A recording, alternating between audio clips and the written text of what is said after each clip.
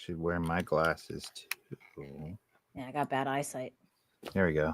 Just bunch of anime nerds with our glasses on over here and everything. Blue light though, because my eyesight's not that bad yet. Anime heads, welcome to episode 16 of Eat the Cake Anime, a special brunch edition, as you can tell by the mimosas we got here, right? Yeah. And we decided to do this earlier than normal, or later if you were expecting us last Thursday. But our girl Jackie be having to work nights. She is sacrificing her sleep, ladies and gentlemen. I don't think you know how selfless she is to give you the great content we have in store for you today. But it's award season. You guys all seen what Crunchyroll said was the best of the best. And of course, people had things to say all across the internet.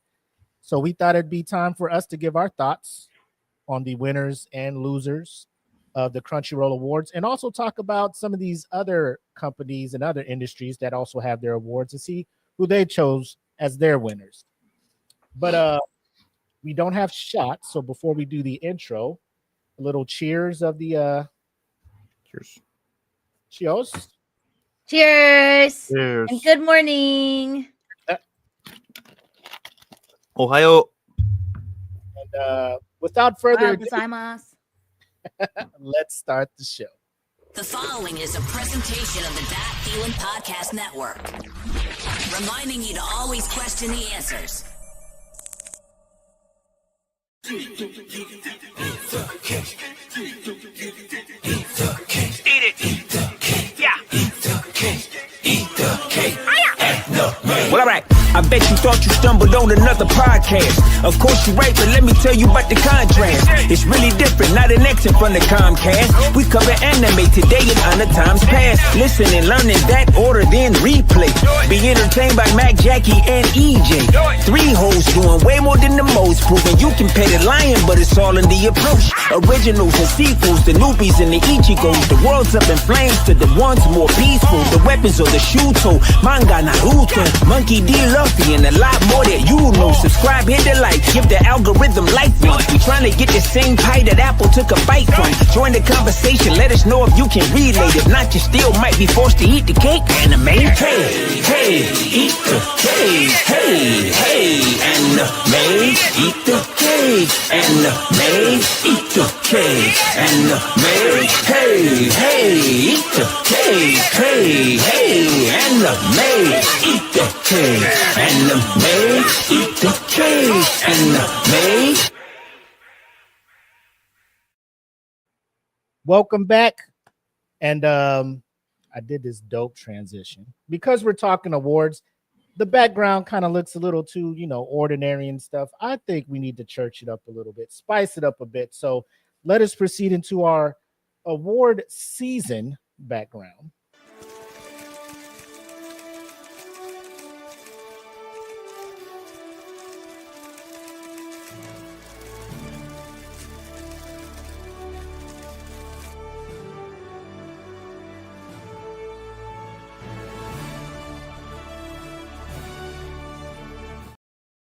Love it. That's nice. I feel like I should be wearing a meat suit. It's awesome. I should go change. I should have dressed better. Yeah. Just had a bow tie on. Like clipboard right there.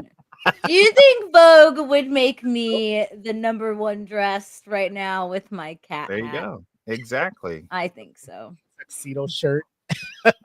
Yeah. Being classy. Like we talked about. For whatever reason, Crunchyroll decided to have their anime awards halfway through the year for last year. And I had to look it up because normally the way these shows go, there's a cutoff for consideration and all that. This year, they changed it. Normally, Crunchyroll will cut off your consideration for anime of the year on September 30th. So anything premiering after September 30th will be considered for the next following year. This year, they waited till 31 December 2004. So they used the whole calendar year. And I guess that's why it took so long to give people time to vote. They also included 2023 fall season. Yeah. So everything that happened after September 2023. It Yeah, was so that way that fall season wasn't left out. Yep. Okay. So that's where we're at when it comes to that. But we'll get into it. I'll bring it up on the screen so we can see exactly what Crunchyroll was talking about. Ooh. Share screen, add the stage. So as you see here, the full list. The biggest one, I think, people, and we'll get right into it, right? But before we start talking, you guys saw kind of how the overall selections went. General thoughts on the awards before we start getting into them kind of one by one. We'll start with Jackie. What you think? So I did not watch the awards show just due to timing. Right. However, when I saw the list come out, I was quite disappointed. I'm not gonna lie. Which one stood out to you the most? I think what the most frustrating part is, and I hate this because I feel like I'm a hypocrite when I say this. I love Solo Leveling, and I hyped it up just as much as pretty much 95% of the population. However, I am not ignorant enough to not know that there are certain things of it that are not the best overall, like best main voice or the best opening sequence. Like, I think there's just things about it that I also looked into like how the nominees were selected, because that was my question when I looked at all this, is like, how were the nominees even selected in the first place? And I think that made me more mad than the actual like choice of the winners, because then it makes perfect sense why. Yeah, it's just a little frustrating because I didn't watch everything this year, so I unfortunately I did not sit down and like take the time to like be able to look at everything before knowing like what was going to be nominees. But even then, not knowing, hearing from what other people have talked about, knowing what was always on my For You page or to watch page, and then not seeing even some of those selected or in nominees was what was more shocking and disappointing. And then just seeing Solo Leveling sweep pretty much almost every category, which I also wasn't surprised about, just because it looked like a popularity contest of people who spam the voting polls rather than an actual intellectual process of, all right, how did the director and the creator come together to make this anime into like what it is, from not only the composition of the music but also the animation and the story overall. So that's I think where I was a little frustrated is I didn't start tuning into the awards and think until like really 2020, when they started back in 2017. But even when I was doing some research, it just seems like it's been changing a lot over time, and it's getting worse. Yeah. So What'd you think, Eric? Initial thoughts when you started seeing results? I know we talked a little bit offline. Overall, I would say it's a mixed bag. I understand it's fan driven as far as the selection process went for a lot of Crunchyroll. I too, along with Jackie, came into this a little bit disappointed in the range that they provided. Only in a few categories that I recognize. A lot of those that I feel were on people's radar this whole year. You know, things that popped up or things we found interesting, things we threw out as eat the cake to individuals like, hey, check this out. You know, some of it didn't even get a nomination, and I'm surprised. And I felt like it was shallow as far as the selection. And I think the biggest thing for me, you know, is that I'm not sure the impact that these award shows actually have, but I know the industry does look, you know, because the industry is always trying to be ready for what's coming up and what people want, and try to get a gauge for that off of these fan-based, you know, opinions. And when you have the fan-based opinions, just kind of like was mentioned, just spamming a vote for something that you thought was really cool, Yeah, I feel like some of the after effect could be we lose the originality or the inventiveness of some of these other shows because the industry's going to look at it as, so what you want from me is just blazing action, very little content. And I feel like that's what we get ended up with. And a lot of these selections was just a rubber stamp. Hey, everyone loves this. It's the winner. Everyone loves this. It's the winner.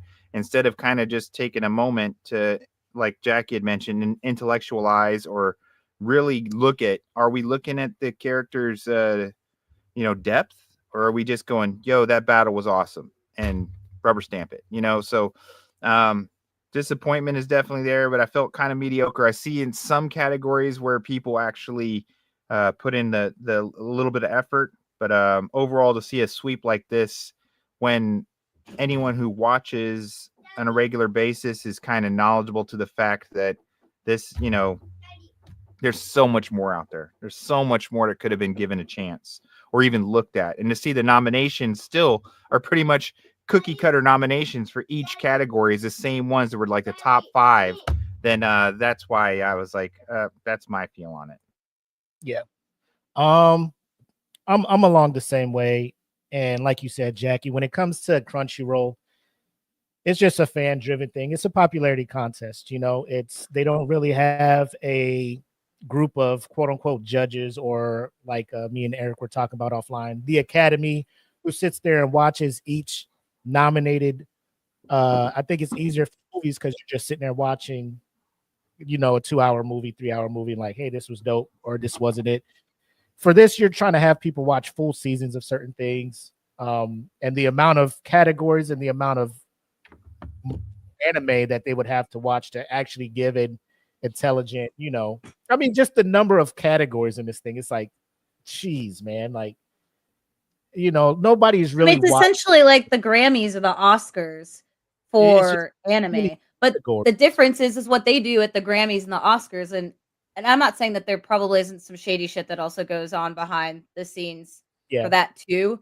But it definitely is more, from what I researched, it seems more organized and by a panel of experts that's going through and making these decisions. It's not just the population of the entire world making the decisions of like what they think is most popular via a voting button on a website. Yeah. So we'll just get right into it, and I think it leads right off with because like you see all the categories here. It's like, oh, are we gonna go through each? No.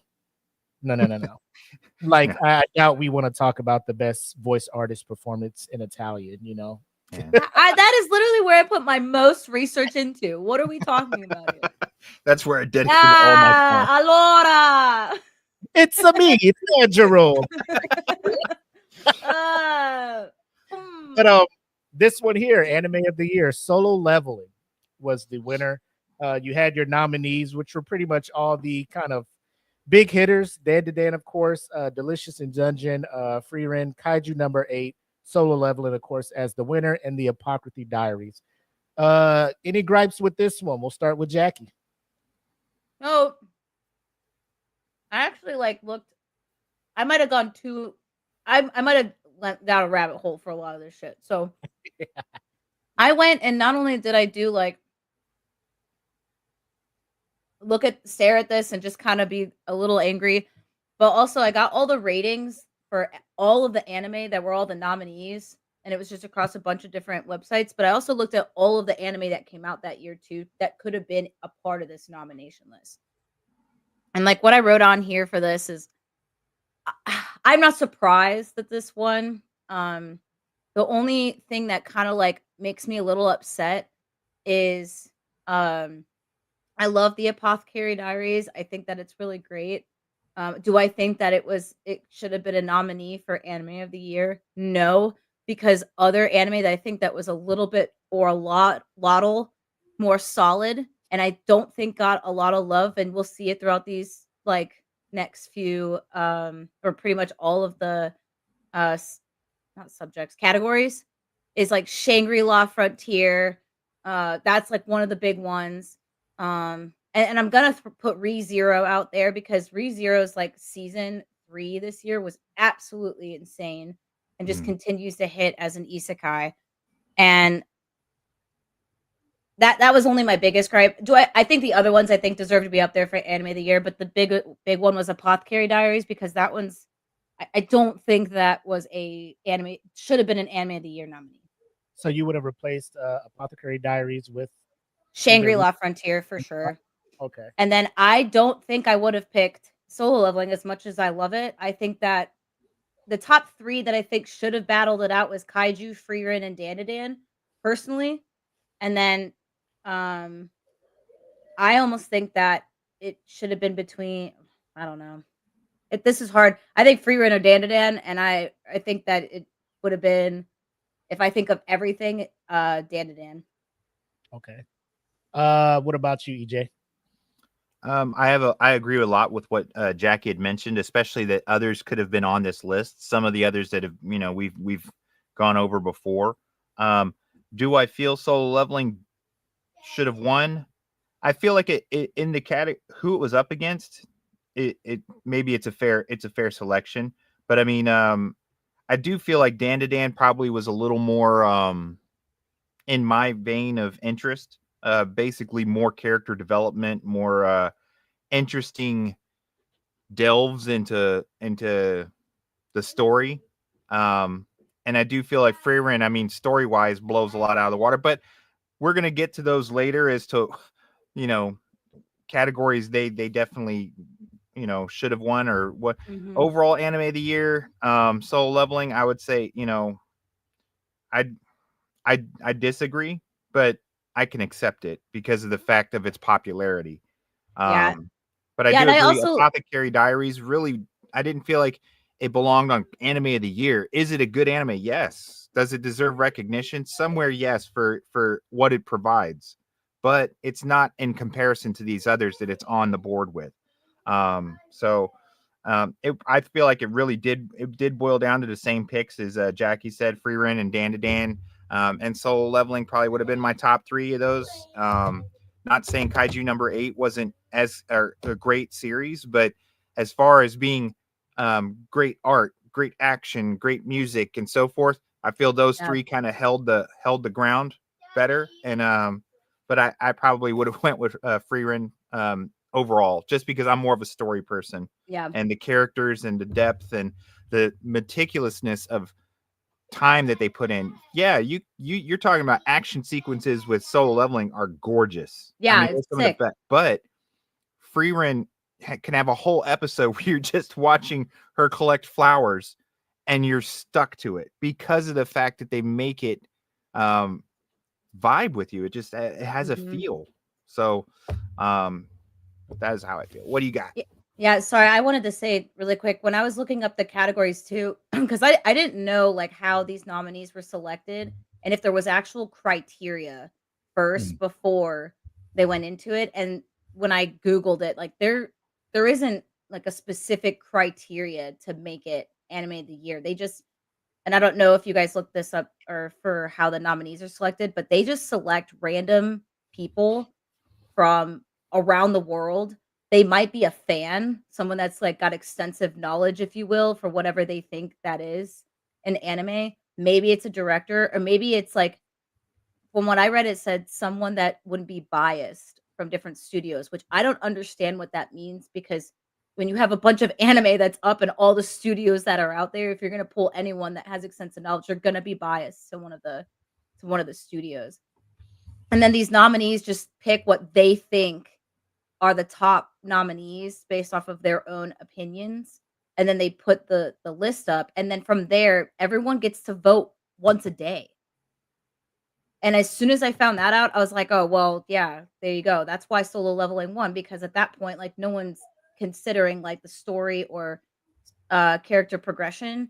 It's now just like, this anime is so cool. And because I watched the man or read the manhwa, it's even more sick. And I've been hyping this up for years. So this needs to be anime of the year. And so that's why it makes sense to me why this got anime of the year.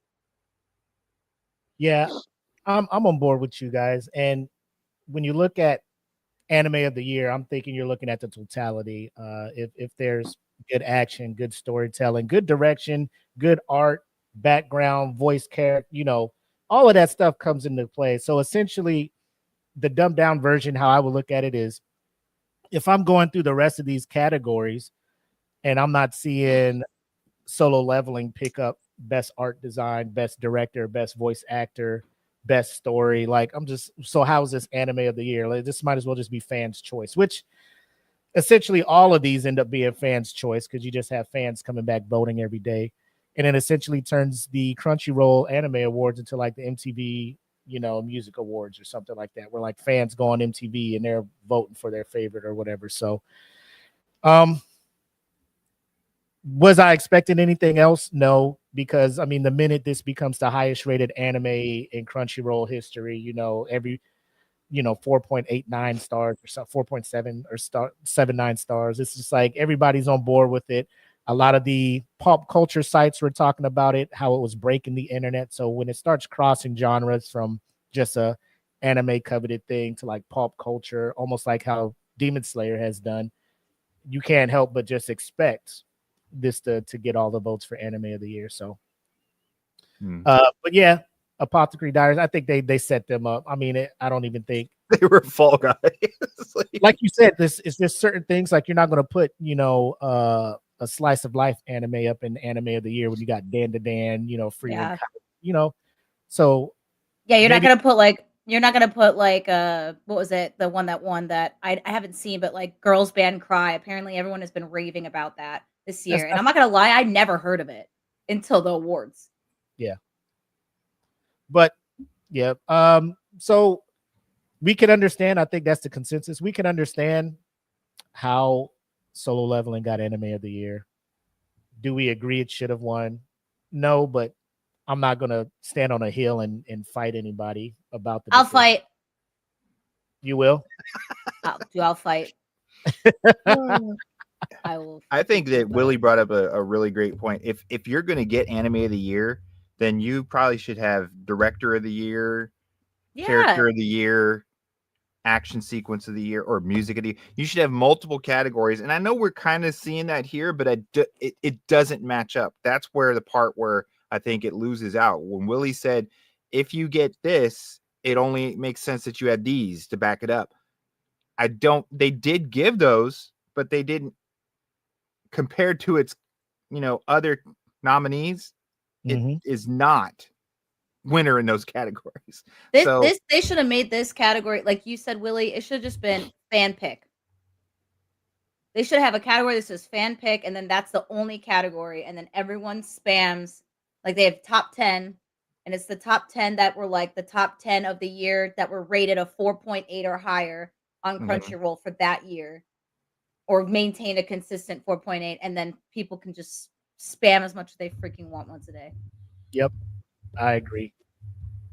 Next up, we got anime film of the year. I'm not sure if you guys checked out any of the films, but the winner was Look Back, which was consensus across a couple of the other anime awards that I saw.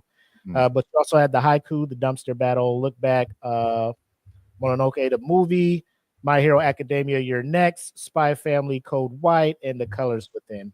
The only one that I've seen two. I've seen the Haiku one and I've seen the Spy Family one. The Spy Family one I thought was amazing, but that's what I heard. Again, I'm not gonna lie. When I saw the trailer though for Look Back, yeah, I, even without seeing like the other ones, I was like, this looks like it's gonna be freaking good. Like the art style. I even listened to the soundtrack last night. I haven't even watched it. Same. And I was like, this is okay. Even without watching it and seeing the art style and just the original story with it too, like money. Yep. And like I said, anytime you have your anime films, the animation is going to be crazy because they put all the money into just this product here. So the Haiku one, like there were some action scenes in that one where I'm like, bro, this is dope. Same thing with the My Hero movies, like they're so just off the the plan. They're not canon.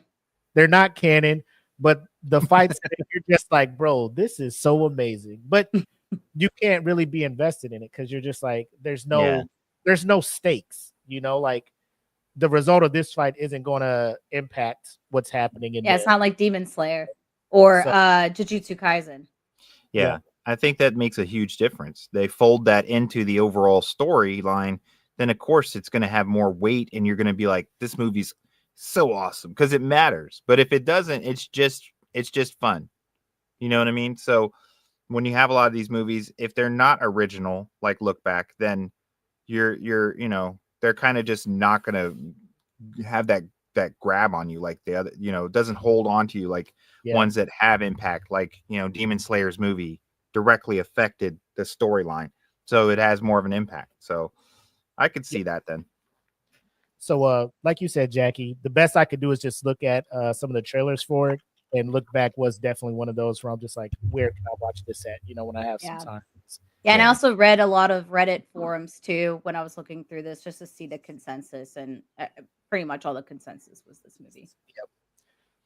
Global Impact Award. I don't think this was more. This is like, I would assume one of those when you have the lifetime achievement thing, and they give it to like Quincy Jones because you've been around for a while, or you have. So, yeah, you say that, but like I was wondering if there was any other nominees, and there was. Solo Leveling and Freerun were other nominees for this category. Really? Yes, I Googled it because I was like, were there any other nominees for this? And apparently Solo Leveling and Freerun were also So it wasn't a dated thing then, because I mean, my question would be if you can involve other like more recent stuff as far as their global impact. I don't know how many other animes have had TikTok dance sequences and everyone go crazy on Instagram copying intros and making videos like Dan to Dan.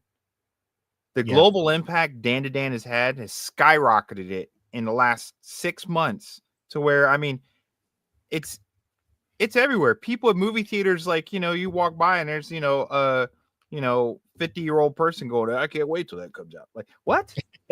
So you're like, Dan to Dan had that huge impact. You got other ones too. I mean, just to, I don't know about Solo Leveling having that level of impact because it's so new.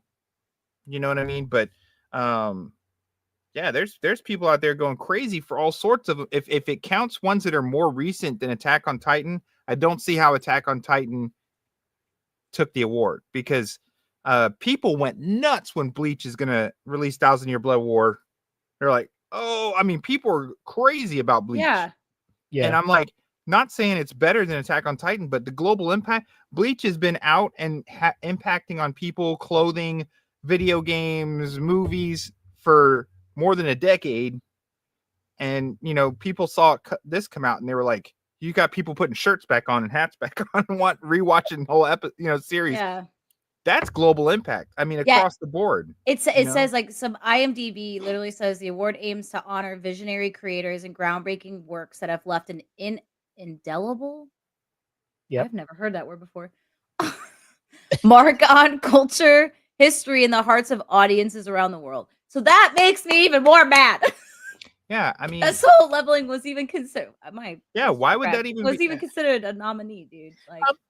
Like considering as a nominee, like, cool. I guess if you're looking to just throw some filler things in there, cool. But are you mad at Attack on Titan winning this? Or no, absolutely not. I just like, I think what makes me more mad is just like there were random ragtag, like you got this mammoth Attack on Titan, and here's Dan to Dan Solo Leveling. Yeah. Like, if I was the studio, like if I'm Science Zero, I'm just like, please don't put us up against this shit. Like, don't do that. Like, we appreciate it, I guess, but you could have, like you said, long running things. Attack on Titan. How about we throw Bleach, One Piece, like Bleach, My Hero 100%. Academia. Yeah, standing on. We're talking about pillars of anime. Like One Piece. Good Lord, you're talking about global impact. I don't know if that's it. That my great grandkids are probably going to watch the season finale or the series finale of One Piece long after I'm dead and just bring it to my grave and be like, hey, this is what happened. But they got to finish this at least before I die, man. Like, yeah, I hope so. You can commune to us with a seance what happened. But I'm just saying, that's global impact. I don't think. yeah, I agree. This is great. I was happy when I saw this, but I was confused because I didn't see it as a voting option. So what this is what made me look up like were there other nominees? And when I saw that, I was like, what the Yeah. Yeah. whatever, Hopefully, man. and no disrespect. Hopefully, this was a wash when it came to the voting. I don't. Yeah, I hope so. Hopefully, this was a landslide because there's no way those other two, as good as the potential they have, is off the charts. Yeah, But I don't think absolutely. they'll have the full storytelling and the oohs, the ahs, the I can't believe it that Attack on Titan had. Yeah, Yeah. because it's gone through its whole story. You know, I Yeah. mean, how do you compare that to someone who just had one season drop or 2 seasons drop? I'm like, really? Yeah. So Next up, best continuing, and now this is where I'm just like, come on, guys. Best continuing anime series. So the winner of this one was Demon Slayer, the Hashira training arc. You had the nominees of Bleach, Thousand Year Blood War, The Conflict, My Hero Academia season 7, where you have the final matchup between Deku and I forget old boy's name. That'd be Disintegrated. But if you're watching it, you're watching it. One Piece, which I have no idea what's going on right now, but Jackie will speak to that. Spy Family season 2, which was not as great as season 1 to me. And then one that I haven't seen, Oshino Ko. Yes. no Two. All right. So Jackie, your thoughts on the Hashira training arc winning best continuing series? So I looked up like what could have been the other possible nominees out of this list.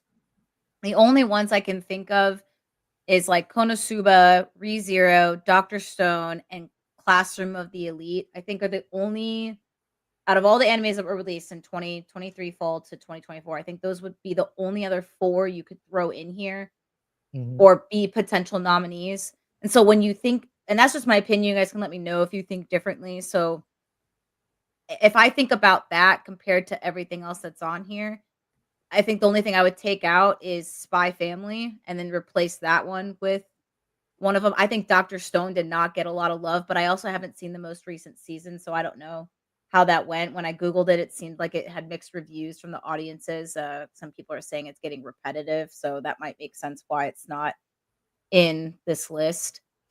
Um, I'm not caught up to Bleach, but I can tell you right now, I don't think Demon Slayer should have got it. I think Demon Slayer's Hashir training arc was great. Like a lot of people hate on it because it's a slow burn.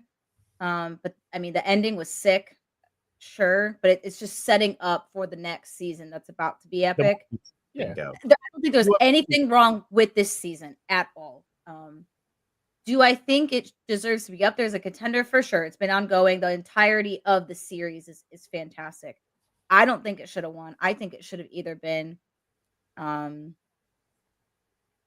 oh, this is tough because I mean I love One Piece. I think they purposely didn't pick One Piece because One Piece always sweeps every freaking year.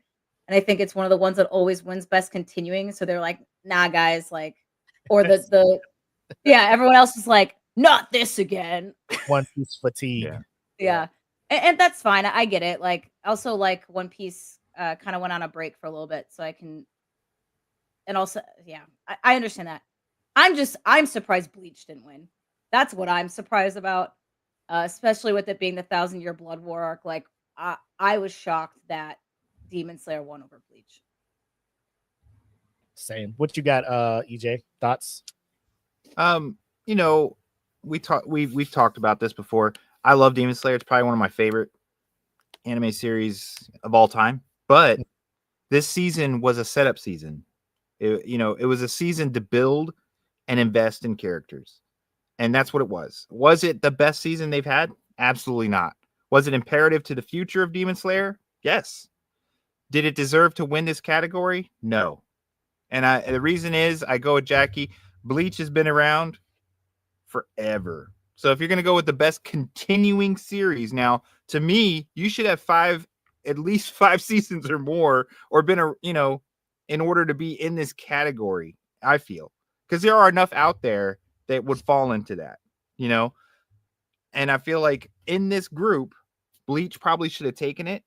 Very close, My Hero Academia, just because of the fan base, and it is held on 7th season. We're seeing the end, so that it's gunning out. It's putting out its best. So both of those, I feel, could have taken it instead of Demon Slayer. And boiling down to it, if I had to pick between My Hero or Bleach, Bleach would have won, just because of the fact we're talking about the best continuing series. It's been around. It's been around for long enough to where it should be considered one of the OGs, and this is an OG category. That's what that it should be winning, an OG show. Of course, One Piece, it's already been said. One Piece has won it enough times. It doesn't need it. It's kind of like when you're tired of watching the same team win the Super Bowl. Same thing. So yes, I actually disagree. I think that if you are doing really great, though, it doesn't matter. Like, you can have all the other OGs. Like, if you're still doing good and you win it every year, like, and people are pissed about that, then do better. I don't know what to tell you. No. And I mean, if you can win by doing better, then absolutely. But in this category, you're not winning by doing better. You're winning by people still liking you. But even like watching One Piece, like I loved it also this past year because it's getting into a really important arc. But comparing it to what I know about Bleach and how far Bleach has come and like what period it is in right now, like I even without being caught up yet, like I still agree, like should have been Bleach. How about you, Willie? What did Demon Slayer deserve its award? No. Is it a great anime? Yes. Did it have some of the most impactful episodes? Yes. Obviously, the arc or the couple of episodes talk about the Stone Hashira, his backstory to get to where he's at, why he's so resisted the violence, like violence. Yeah, that was a good episode. That was amazing to me. Seeing it, reading about it, and then you seeing it, you're just like, dude, this dude has gone through it. And then I will say the only reason this one, my opinion only, ladies and gentlemen, that final episode broke the internet. People lost their shit, and that's why they clicked on this one. Disregarding recency bias. Disregarding all, I wouldn't even say that because Bleach 1,000-Year Blood War was going on after Hashira. I mean, recency bias of the episode, like because it was the last episode, so they just disregarded everything else and they just focused on that one. So you're voting on the best anime episode, essentially they're doing. Yeah. So was it bro? Tell me, I watched it twice. I watched it and immediately played it back. Yeah. The animation, Ufotable went balls to the wall on that shit.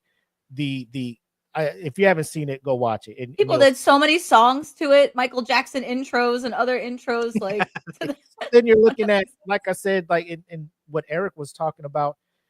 You have these, Bleach that has started early 2000s up till now, continuing that story, and the animation changing up to be more modern. So now you're watching Bleach, the level of, I don't want to say just because of the gore and stuff, but you got legit tent poles and mainstays from previous stories of Bleach dying and not coming back, like big swings like that. Real impact.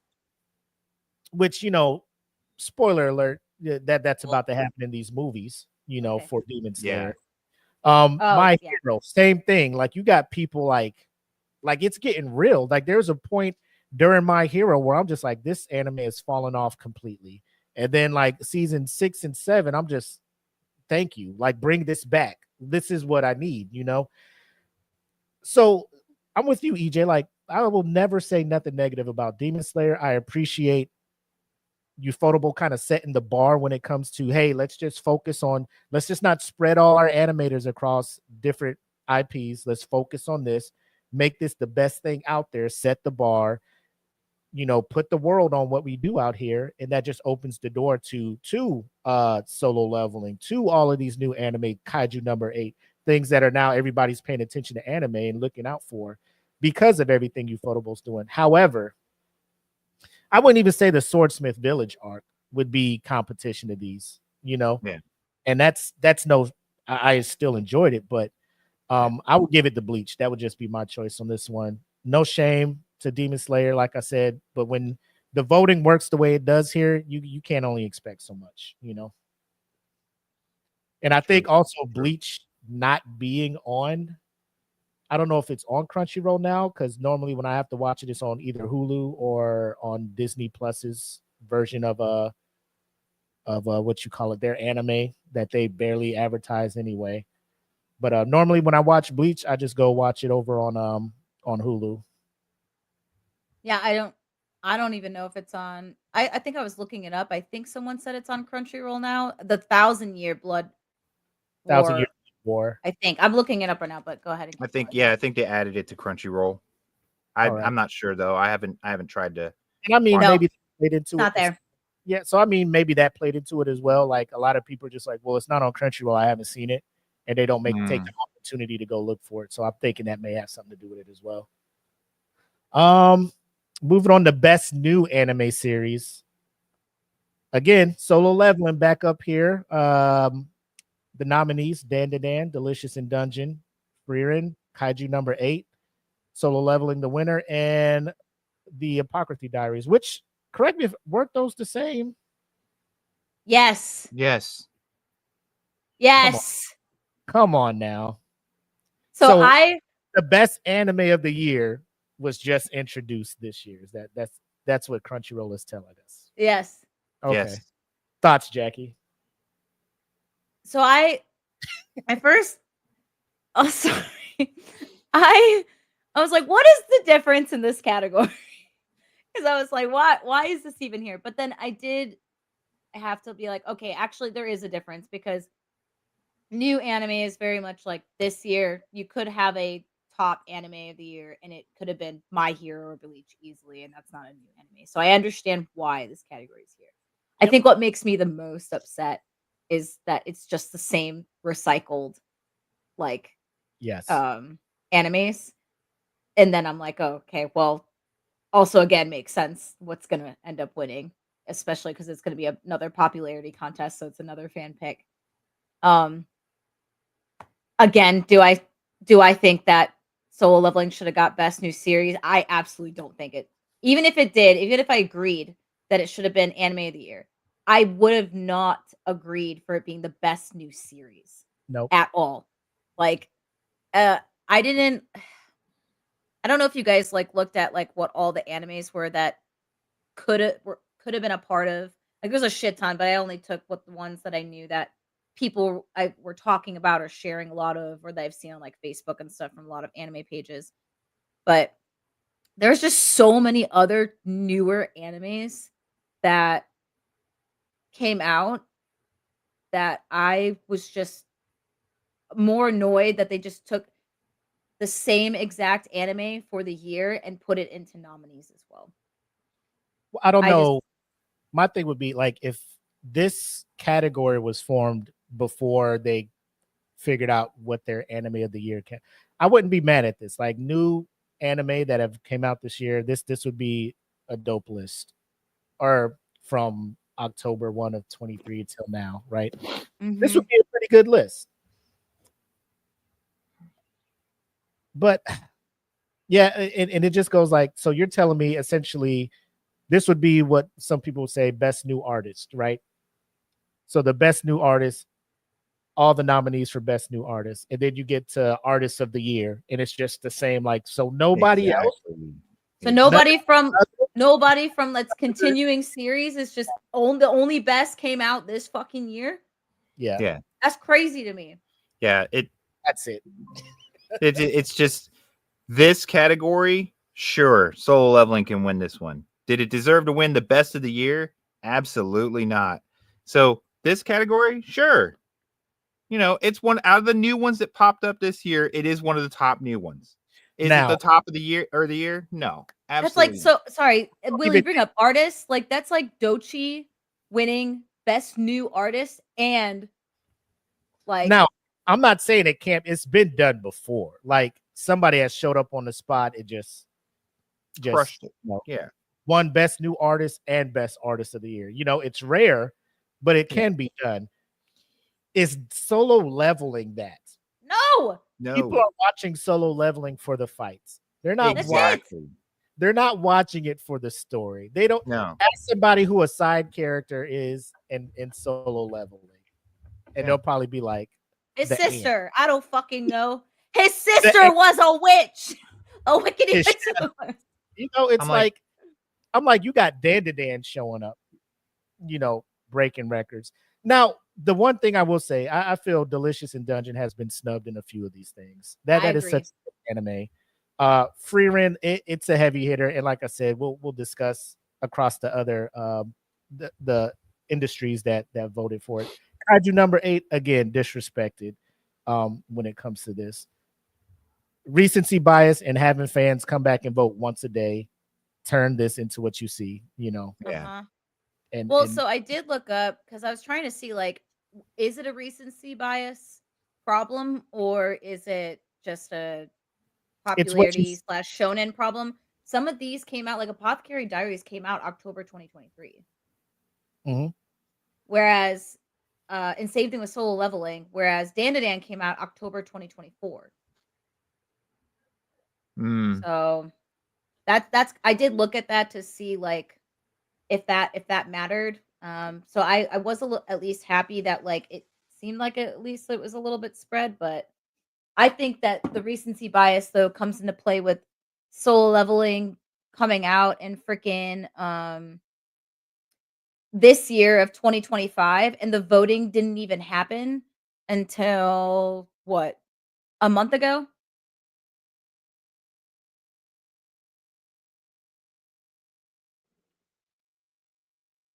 Did y'all hear me? Yeah, I heard you. I was just messing with the my audio over here, kind of messed up for a bit.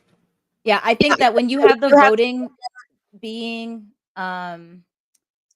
coming out in are you messing with the volume? Am I like too loud? Is that why? It's on my end. Okay.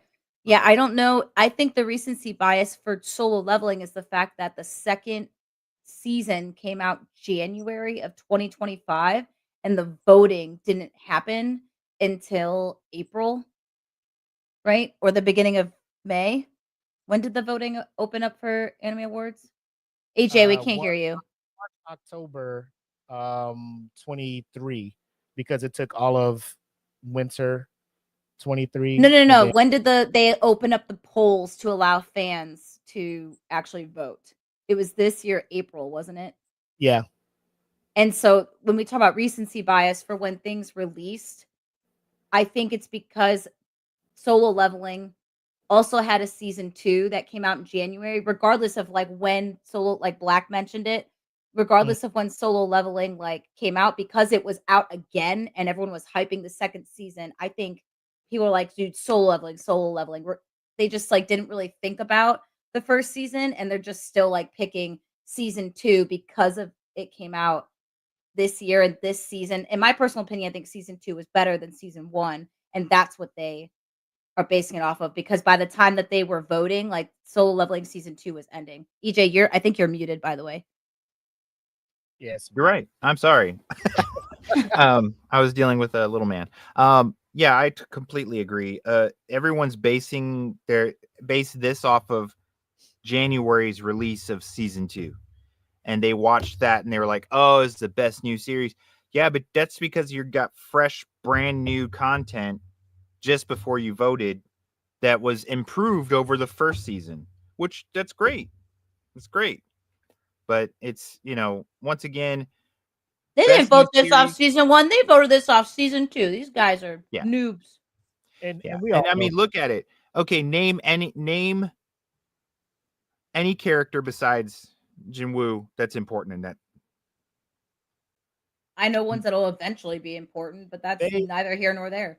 It's 100%, like you guys said. It's, hey, vote. Like if they were just like season 1, since I think of all of these on here, Solo Leveling and I think Apothecary Diaries are the only ones with season 2s either completed or currently going on. Now, if they just probably added that additional season 1 of Solo Leveling, do you think that would have changed it, or would have people just still been like, "Man, you see what's going on in season 2? Click, click, click, click, click." It's still voted for. No, I think you're right. I think it would completely change it if it just said season 1 only. Well, it does. Like it shows, like that picture that is there. Yeah. I just, again, I think like we talk about recency bias. I think it's because those two are going on right now. Well, I will say when you look at these other ones, like how to say season 2 Spy for season 2, season 7. Oh, that's a You valid would have point. just put season 1 at the end of Solo Leveling. Would have people been like, well, Yeah. it was cool when he fought Egress at the end and said Yeah. arise. You know, that was dope. But outside of that, Yeah. compared to 'Cause I Kaiju, mean, the Kaiju, intro music. I'm sorry. I even messaged you guys when I was watching it. The intro music for season 1 was some of the worst. I was like, this is- I like the opening, but I'm not gonna say. Well, we'll get to that. I'm not even. yeah, It's I'll just. stand I by mean, that. it's much better in season 2, in my opinion. The music. I think it's Willie. I think regardless if they would have seen season 1, even for Apothecary Diaries, I think because there's a recency bias because you're having fans choose this, and because season 2 is going on for both of them right now, that is what they're basing it off of what they just saw freaking or just recently saw for Apothecary Diaries like 2 weeks ago. Yeah. Like, and that's what they're voting on and not going back and like, oh wait, let me actually look at, which I will say that the first season of Apothecary Diaries, part 1 and part 2 is amazing. But they're basing it, I think they're just basing it off of like the entirety of the show instead of, and Yeah. also the fact that they just saw it. So they're like, yeah, I just saw it. It's been so hype and I'm still riding this high because it was just like, Yeah, and they're getting it's in their face on different chat rooms and stuff constantly, messages between each other, pictures. Yeah, so it won because it's in their face constantly, and they're counting season 1 and 2 over all these other guys. So and then now you have rumors stating that the next season won't be out until 26, right? yeah. So then you're gonna have Crunchyroll Awards next year, and all they're gonna have is season 2 of. I mean, this will be nominated, obviously. Yeah. oh, yeah. And they're just gonna vote for it still. Like, Yep. would that carry? I mean, we have the rest of the year to see if anybody steps up, but would you feel good if season 2 of Solo Leveling wins Anime of the Year? No. Okay, just checking. No. And I mean, I think, I'm kinda action. wondering if I that's think why they action, delayed yes. it. We'll talk about the genres, maybe action, but like, I hope people are realizing it's just. I mean, the only like character Agreed, development they saw in season 2 is because he, the episode with his family, and so I don't want to spoil it for anyone. So like, that's like the biggest one. Yeah, it's important to know that range. Jen's right and Black's right too. The range is important, and Black's right. Out of this list, Kaiju number 8 and Apothecary Diaries Yeah. had great, brand new kind of content that was just different. I mean, for me, Freerun too. Freerun came in and just flipped the script on how going from straight action to drama, and it's still Yeah. You caught might have everyone's attention. 14-year-olds that are like the ones that are voting for this because I don't know if either. I mean, and maybe I'm wrong, but if I want to think of when I was in middle school, or if I think of like shonen 14-year-old mindset, I don't know if I'm going to be very interested in Apothecary Diaries and Freerun over Solo Leveling. Yeah, and that's a shame because I feel like we are feeding them the fast food of anime, and the more popularity it gets, it knocks it up there and it kicks down the other stories and then you start to have to where, I mean, shonen survives on short attention span. I mean, you can have it playing, Yeah, it works doing with something me. else and just flipping back when the action hits. You don't really need to know. There's nothing going on that Sung Jin-woo's doing in his life outside of the action that's integral to the story. So you're like, oh, I missed all of his conversation with that dude at the hospital. Who cares? He just beat the shit out of that monster. That's all they need to know. So, unfortunately, I feel like that really skewed this. All the things we just mentioned skewed this to where it picked up the win. That was a good analogy, by the way, Eric, of the fast food of anime. I liked that. I will say this too: the way I know people are just not caring about any kind of story development when it comes to Solo Leveling. The episode that was, I guess, the biggest critiqued one, where people were like trying to give it negative reviews, Yes! was the episode where, obviously, if you've been following the story, his mom's sick, he's raising his sister.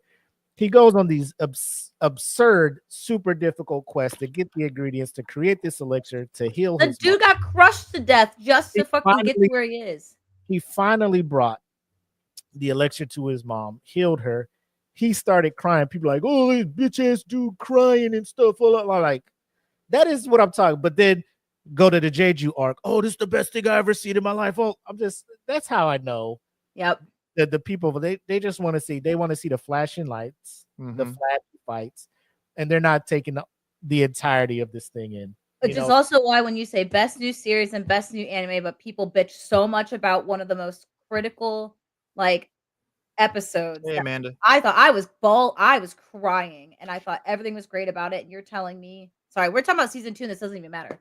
That's what I mean, the weight of the story is what makes the rest of everything going on have an impact. If you have no weight, when he's fighting the creatures in these high-level dungeons and stuff, and it's just to get to the next power level, you're MMOing my story. I'm losing any kind of individuality or connection to this character because all he's doing is leveling, getting more powerful, and getting to the next grade up. And you're not giving me the why and why I should give a shit. I mean, honestly, I mean, when they did give us that, like Willie said, people were immediately like, oh man, I don't care for that episode. That episode's garbage. Like, yo, that was the only episode that made you feel like this character had any depth.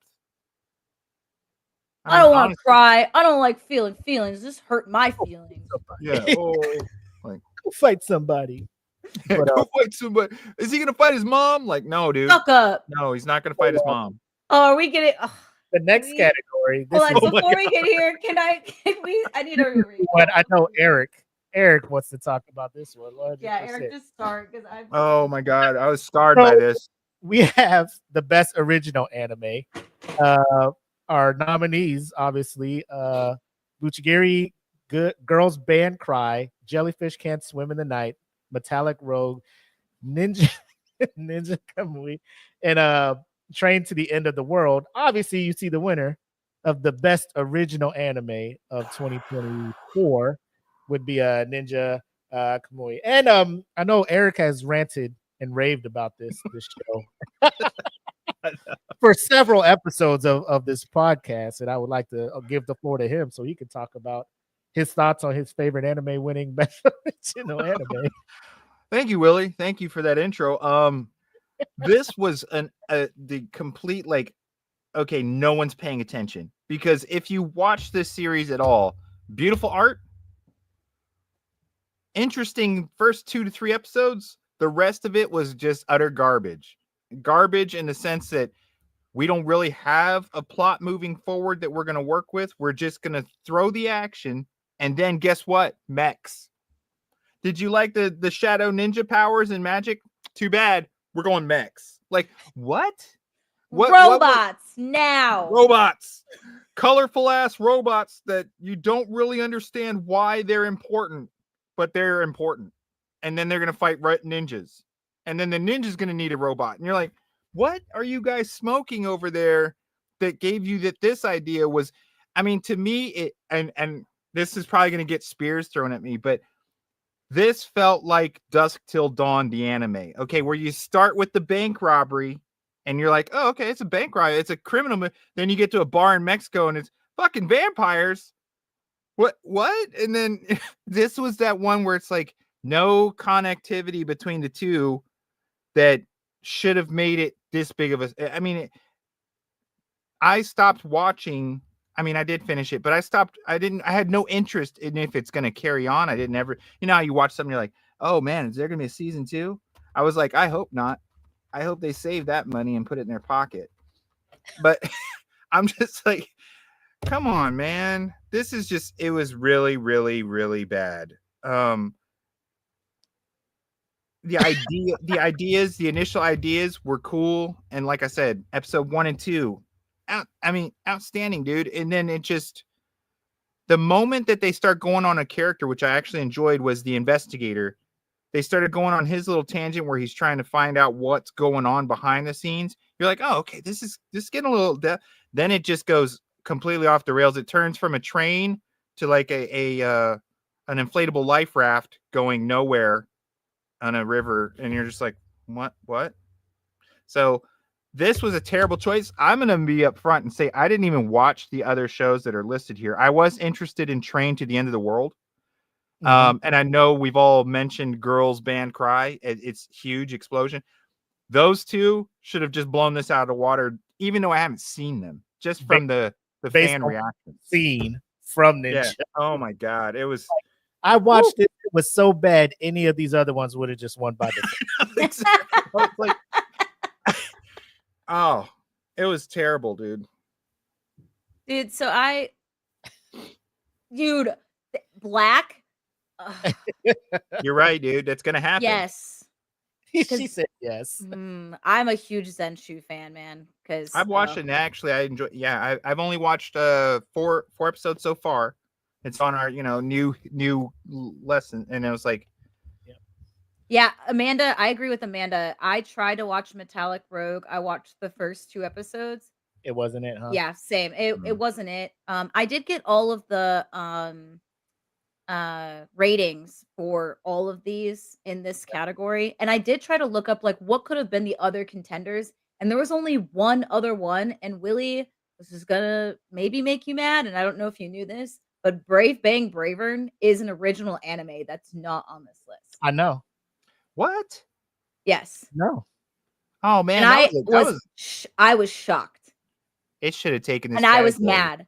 But what I will say is like the for Buchigiri, like I haven't seen that, but that like had about a 6.2, 4.2, 6.2 IMDb, 4.2 ish. Girls Band Cry had a 7.7 IMDb, 95%, 4.9 for Crunchyroll. Like rating. Jellyfish had 7.4, 84%.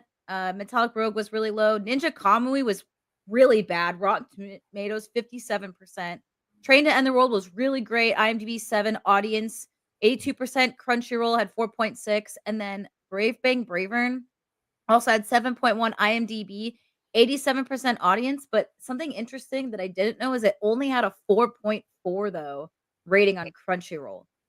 Maybe that's why, I don't know, but I just when I look at the ratings, because I also, EJ, haven't seen all of these besides just a few episodes of Metallic Rogue, but even reading Reddit and people talking about Girls Band Cry and then Ninja Kamui, the director didn't even show up to the awards to accept the award for Ninja Kamui, and that's the only part of the award show I watched. And the dude literally was like, "Whoa, we are shocked," and everyone was like, "Yeah, so are we, dude." Yeah. We are here with you. I would just say it's probably because it had HBO Max money kind of backing it. You've seen it a little bit more. Like you're going to HBO Max to watch Last of Us or whatever, and it's like, oh, while you're here, check this out, stream this now. And nobody's really going out of their way. Like Crunchyroll, I don't want to say they do a bad job when it comes to like promoting newer anime that come up on the streaming things and stuff, but they really don't. You'll go and they'll just, you'll log in, you have your watch list you already curated, and then they're just pushing the new stuff like, hey, new Demon Slayer. Like, no shit, like I'm already watching Demon Slayer. Mm-hmm. Like, yeah, exactly. I get it already. They're not saying, hey, new original things, or I think a lot of these streaming services that do host anime need to do a better job when it comes to like promoting some of the newer things that come out, and quit pushing a new season of Solo Leveling or new season of Shangri-La. Like, I get it, that's already on my watch list. I'm already tracking that stuff. Put me on some stuff that I'm not tracking right now. Mm-hmm. Help me add to my list instead of, hey, your list is like a on the radar or up and coming category, or new release, new property. Boom, throw it out there. So we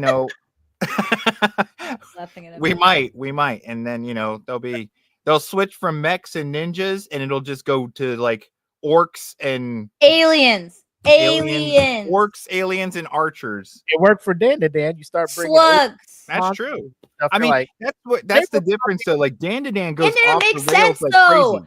Okay, Dan goes and shoots a rocket into crazy space. Okay, right. But it works because none of it was one. They have enough comedy to offset the portions where you're like, what? And then then the story slowly starts to come to where you get the plot point of, aliens, and then the supernatural's trying to protect their world from the aliens. Do they care about the people? Not really. They just don't want the aliens on their world. And the aliens want the powers of the supernatural. Okay, cool. It's as crazy as you could possibly have it, but it works. This was as crazy as you could have it without any like down the road, what are we gonna do? I don't know. Let's just keep rolling. It's almost like after the first couple of episodes, they didn't think it would get picked up, and then HBO's like, "Bro, give us some more." Shit. Well, they just go around to all the people in the office. Who's got an idea? Who's got an idea? What do you got? I have one. People that did the hair drawn shit. Yeah, let's get a computer program and type some AI and see if it'll help us out with some. Chat GPT is writing the next season. It's like also, I think like they were probably scraping this because I mean the reviews of this like across the board, people are like, this was not it. They were probably scraping this thing, and then all of a sudden they're like, best original anime. They're like, shit. Well, should we do a season 2? Now they're going, yeah. Unfortunately, spoken. Yeah, I was gonna when I first saw that Brave Bang Bravern wasn't on here, I was like, well, maybe it's just people don't like mecha. But then I forgot that Ninja Kamui went and swung the other way, and I was like, all right, I don't know what my argument is anymore. Then I just don't understand now. I mean, they threw a little bit of everything up here for the best original. No anime. say. You know, you've got not all just action-based anime, which I was surprised. I was like, wow, cool. They put a couple up there that aren't just action-driven, but then they went with one that is only there because of action. That's it. Is the main guy hot? Is he cool? Does his voice sound nice? Well, I don't usually delve into that, but yeah. Well, that's the only thing I could think of sometimes is like. Yeah, I know. All well, right. He's a tough guy. I mean, he didn't sit there and sob when his whole family gets annihilated. So maybe that's why they like it, because Sung Jin Woo cried about his mom. Trauma bonding. They're trauma bonding. Yeah, they're not down with that. Don't cry about your family dying. We don't cry here. Yeah. Next up, best animation. I absolutely. Demon Slayer, Kimetsu, the Hashira training art. Best animation. I'm assuming that was leaned more on that final episode of that season where Notable put millions and millions into that episode. And if that is the case, I'm not upset. Yeah, I mean, the only one I could see coming second to them is probably Kaiju number 8 when it comes to animation. But that last episode, I have no problem with this. This winning best continuing, I do have an issue with best animation. If we're looking like just for one episode, though.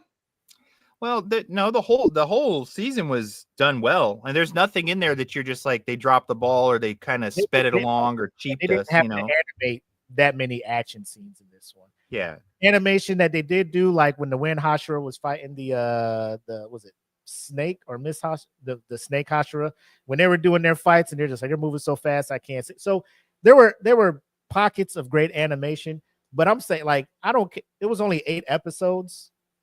But if your last episode was that hitting on that animation, it was pretty insane. That was a wild episode, man. It was. I voted for it because I'm just like that episode. Jesus, it's the consistency too. Demon Slayer doesn't give you the lazy episode or the here's about 8 frames of just garbage because we just wanted to fill it. They usually take a lot of time, and it shows. So I think they did hats off. They deserve this because they put the time in it. Now, if this was a category like best creative animation, like the most creative, I probably would have went with Dan to Dan. I don't know. Actually, if you would have said creative, I still would have. So when I thought of the winner for this, I was considered. It's not that just the animation that I consider, but how are they able to show, especially during action scenes when they're switching between panels like really fast, and then they're also incorporating CGI with the 2D animation, which Demon Slayer does, but so does Kaiju number 8. How does that look? How does that smooth transition look? And I picked Kaiju number 8. I agree with Amanda. I thought Frieren was absolutely gorgeous, but then you have to. Unfortunately, I had to think about that last episode of Demon Slayer, and then I always consider Freewin's great, hand drawn. It looks amazing. It's gorgeous. Like the whole setting, everything is beautiful. But then I do think about like, well, then what do animators do when they switch between those panels so much as they do? And is the animation consistent as it's getting into those action scenes and then going back to when it's not action? And then when they include CGI, I picked Kaiju number 8 for this over Demon Slayer only because I appreciated that part of Kaiju number 8. And it didn't just base it off of one episode. I based it off that entire season. The entire They're season. consistent too. They are. I agree with you. They're consistent. Like Kaiju number 8's consistent with its art for every episode. They do a good job with that. Especially action. They don't drop the ball on that either, you know. So I mean, this wasn't a bad lineup. As people pairing these all together this was a pretty good selection of guys to go against each other. I mean, you know. Yeah. Yep. So I think pretty much we're in consensus. Like we can understand this one. Yeah. One, right? All of these studios are fantastic. I haven't seen Delicious and Dungeon, but what I was reading, like and this will go into a different category with Delicious and Dungeon for me. I heard Delicious and Dungeon's animation was, and it's the different category, was also really freaking. It's very detailed. Yeah. They do they put a lot of attention to detail. So that's where I feel they fall into this category and they belong here because they do put the time and effort into the details of their anime. So yeah, I think this is a hard category, and I actually thought this was a more fun one because it's now a competition of studios, and I think it's just going to up the game a little bit more for studios too. So it helps for future animes. I'm excited to see how that goes. Definitely a stat category. Best character design, Dan. And I have no complaints with this one at all. Outside of Kaiju number 8 was my number 2. Same. But yeah, it's hands down. Like me and EJ were kind of talking behind the scenes. I mean, just right off the bat, you got your standard humans, right? And then you turn the corner, Turbo Granny. Then you have the aliens, and then you have that spirit that came and showed up at the house. I'm just like, gosh, man, like every episode you just find a new way to draw an amazing new character. Yeah. You know, and then to tie it in, like, you know, the little fighting mantis shrimp, you know, and then you turn that into and then you gave him a backstory. Like, I came here because my family back on my I was like, yo, this shit is so crazy, but I'm here for it, you know. That's what I mean. Creativity, if it was just a category of creativity, man, they should have gotten all the flowers because it's so and so original but intricate, and I enjoyed every little idiosyncrasy that they put in there to like, oh hey, Turbo Granny now left him and is in and possessed the statue of the Fortune Kitty. You know, and you're like, what? Yeah. But then it's a hilarious addition to the art as it's going on. So it was, and then the complete difference in like characters, like I was mentioning before when we talked about Dan to Dan. Usually the hero guy is not the nerdy kid in the class that's quiet and reserved. Okay. Mm-hmm. It's usually this, you know, either the brooding dark character or the really courageous, you know, Tanjiro. So, and the main character girl is usually not the outspoken, crazy, you know, what do you call it? Almost like an outcast of the class. Yeah, they're also like very shy, just they're kind of save me trope a little bit. Yeah, smart, don't make mistakes. You know, these characters feel real, and then you throw in the, you know, like Obachan and stuff, and you're just like, what in the world? But it's awesome. This is so awesome. Yeah. So I totally think they agree I agree with this. I don't think that some of the other are so original, you know. So in this category, Kaiju number 8 definitely has got some originality when it comes to the characters and everything that happens with them. And Freeren's not original, but the character depth and the time that they put into them, they belong in this category too. Yeah. So I have no problems with this one. I think Dan to Dan is the perfect anime that you're like, you know who the protagonists are, but you become so in love with everyone else as well. Like Acrobatic Silky is the one that I will always think about. Like that wasn't even, that's a character that's not continuing.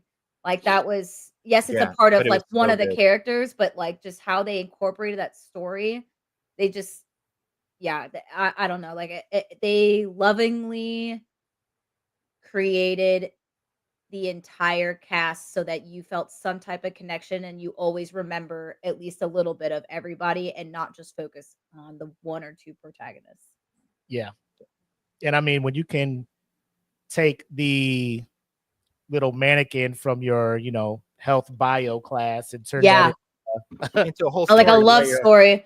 emotional attached character where you're just like, oh, he didn't make it. No. I And know it's you're all Yes. like cheering for this side character that's a man. Yeah, You're just dude. like, oh, come on, you almost got it. It's Yes. like they are out of pocket. They're like I said, they're knocking it out the park over there. So it's good to see that. Next up, best director. And categories were I'm gonna mess up some names. Fuga Yamashiro from Dan to Dan. We got Haru Sotozaki from Demon Slayer. Kichiro Saito from Frieren. Megumi Ishitani from One Piece. Norihiro Naganuma.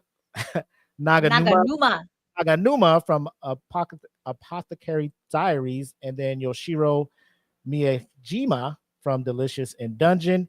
Frieren won. I have no complaints about that. Anybody have any gripes, or anybody can see anybody being kind of close in this one? I would say outside of Delicious and Dungeon, I haven't really got too much into the Apothecary Diaries, but Frieren was amazing. And when I look at director, I'm looking at, because obviously you have the manga, the storyboard already cut out, but like Jackie was saying, the transitions, how you want to angle the quote unquote camera in the thing to relay certain points, small things like that can make what in the manga could have looked like a casual conversation mean a little bit more, or put a little bit more emphasis on something. So normally I would lean more towards your story driven kind of character developing anime when it comes to when I'm looking at trying to give directors their props. And outside of Frieren, the only one I could see up there is probably Delicious in Dungeon. So I have no complaints about Frieren winning this one. What do you guys think? Go ahead, Eric. I absolutely agree with you, Willie. I feel like Frieren knocked it out the park as far as cinematography, if that can be kind of looked at. I mean, the way the camera angles are, the flowing, the pacing, the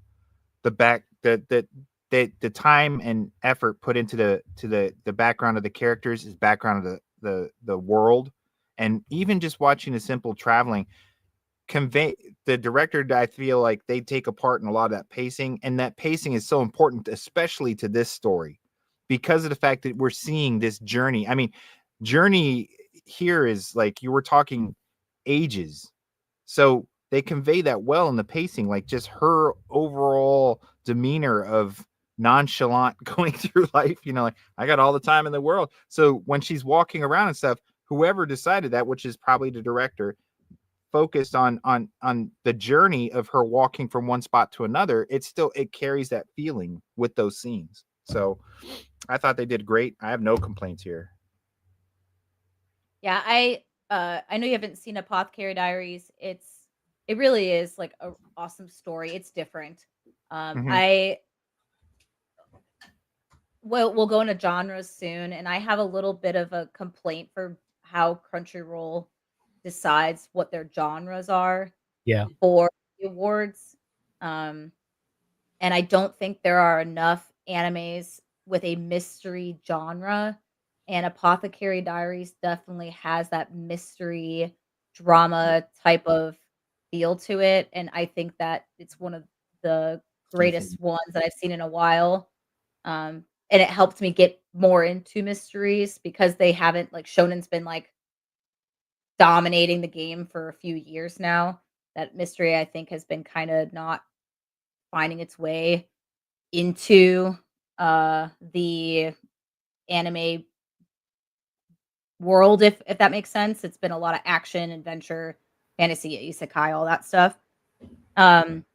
But if I have to compare that to all the other ones that are on here, I haven't seen the One Piece fan letter. I don't know if I would agree with it being on here either way, but Yeah, I agree with you, EJ. Just like the way that the director chose to take what the creator wrote and drew and then was able to then put on display for like anime watchers to see, I think was it's just gorgeous because they also help with the animation, what they want to see and what they think should look the best. And I think all of it is just this makes 100% sense to me. Agreed. Cool. Look at that. Background art again. Freerun.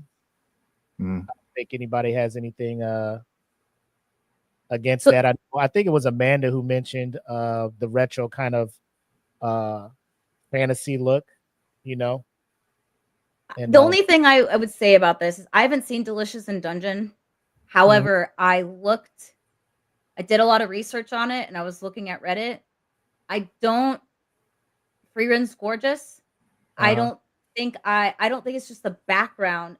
I'm kind of upset that it got background though instead of like overall because we like Amanda said like when she's talking about like everything with Freerun is gorgeous besides the background. And I heard that what the animators did and what they drew for Delicious and Dungeon and the focus that they put in, especially on a lot of that food, was just almost out of this world. And I almost think Delicious and Dungeon was, I haven't even watched it, and I think that it was snubbed in this category. But Willie, I'll let you speak more on that because you've seen it. But no, there are some beautiful set pieces in Delicious and Dungeon. I think what held them back when it came to this is, to me, there are certain times where they're in the dungeon where it's just them sitting around the campfire talking and getting to know one another. So it's kind of a just basic dungeon background. Now, when they're like adventurers stepping into a new level of the dungeon or different setting, the actual when they span out so you can see kind of to get a see the grandeur of the world that they're stepping in is amazing. So I would put that probably in second up to them to Freerun. But like I said, Freerun is it's more wide open. It's not a whole lot of times where they're like in confined spaces. So like the background can breathe and you can see a lot more of the background and how much effort was put into it when there's certain pockets in Delicious and Dungeon where it's just the dungeon wall behind them while they're talking, Okay. Did you guys see Pluto? I did not. No, I didn't hear great things about it though. Yeah. Okay. And I think that this category is important in the fact that immersion in the world. So Freerun bring the immersion level. Reason why I feel like Freerun wins is because the background plays a part in making it feel so epic and such a journey. You know what I mean? So the time that they took to do that, even just staring at this screen, you see the trees and the castle off in the distance and so forth, and the colors kind of draw you towards that. It all plays into the story. So that's why I feel like they won, is because does Demon Slayer put effort into the background? Absolutely. Absolutely. I mean, to the trees have detail. Okay, that's awesome. And to me, that's a huge factor. That's why I consider that when I look at things like that's why I was excited about Lazarus. You look at Lazarus, there's little rust and chips on the handrail in the prison. Yep. Okay. That's little details that bring you into that world. And Freerun does that on a level. Like I said, I haven't even watched the whole season. Jen had it on. I watched maybe, a third of every episode because I'm working on stuff on the computer while she's, got it going. But I loved it. Every time I turned around, there was never a point where I was disappointed and I didn't feel like, wow, this makes me want to watch this story unfold, all the way down to flowers, the insignificant, you're like, flowers are usually just a toss up to the side. They have a whole episode about finding the right flower and it's not boring. You're like, yeah, I actually really loved that episode. So, it made me feel they're well deserved their award. Best romance. Like I said, I'm not big on the checking out the romance categories on Crunchyroll or any anime, but if any of you have seen any of these, like I saw Scott Pilgrim Takes Off, and I'm upset because it's the same animation company that does Dandadan right now, and Netflix was just like, "Oh, you didn't make me $5 billion, so we're getting rid of you," right? Yeah.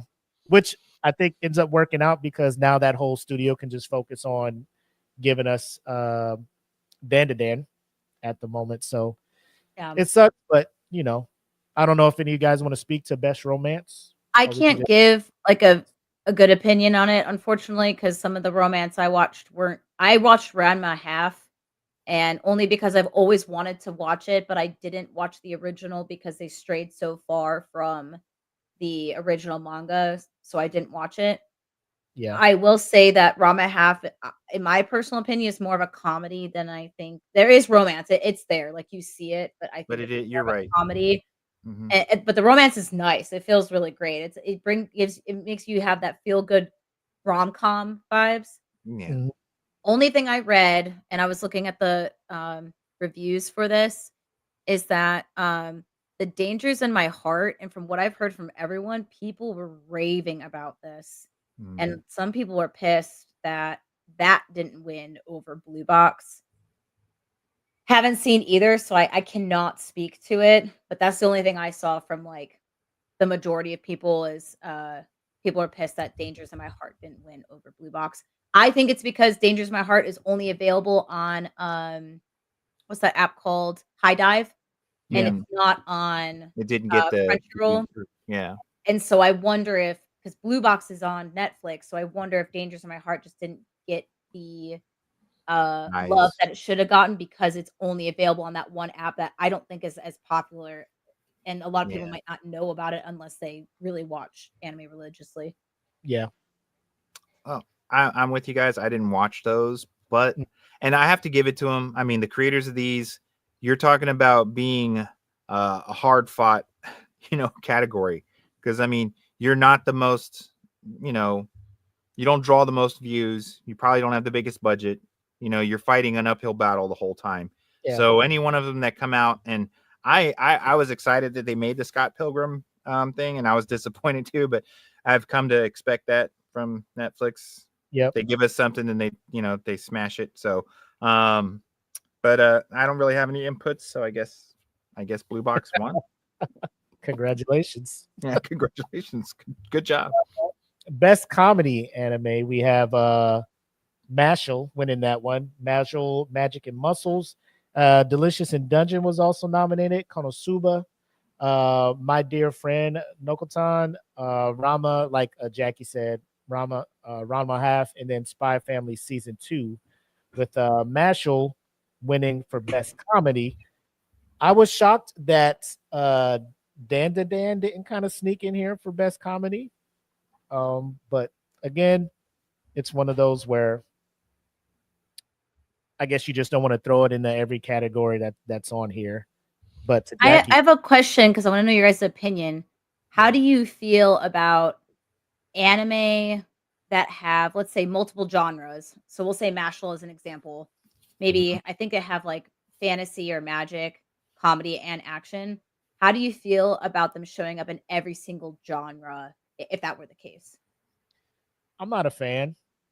Mm-mm. Because Like my opinion is, I think that if you are overall one genre, then you should only be a nominee for that genre and not the others. So, like for example, if Mashal's more of a comedy, then it should be in a comedy nominee, and then nominee, and it shouldn't be also in an action and fantasy because everyone's consensus that it's more of a comedy over the other. And if it doesn't make it, then it doesn't make it.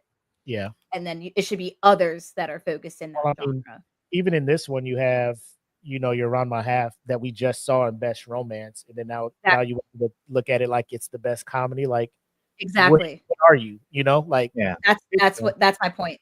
Yeah, keep them into at least keep them in a main category, because Delicious in Dungeon isn't technically a comedy. So I mean, does it have funny parts? There's funny parts, but that should it be stuck in there? So Yes. I don't know. it's my thing. If there's not a genre of anime that's just for comedy, why do you have a best comedy Yes. category? Yeah, Because I feel like because you do that, and now this is where you get the repetitiveness of shows, then you're not actually capsulating on the other anime that were created to be primarily in that category. And then those are the ones that get snubbed constantly because you And I just keep also feel the same ones. for people who haven't watched these anime, like if you're scrolling through and you see Spy Family Season 2, somebody's mind can be like, well, I'm not into comedy anime, so I'm not going to check out Spy Family, not knowing Yeah. there's a whole espionage arc going on behind the scenes with exactly. character building and a will they won't they thing. Like it's a little bit of everything. It gets all the emotions involved, which I feel most anime do. Because like I would even say if that's the case, you could put Dan to Dan in best romance when you're looking at I know. Asami and Okuru. You know what I'm saying? Like, are they going to get together? Are they?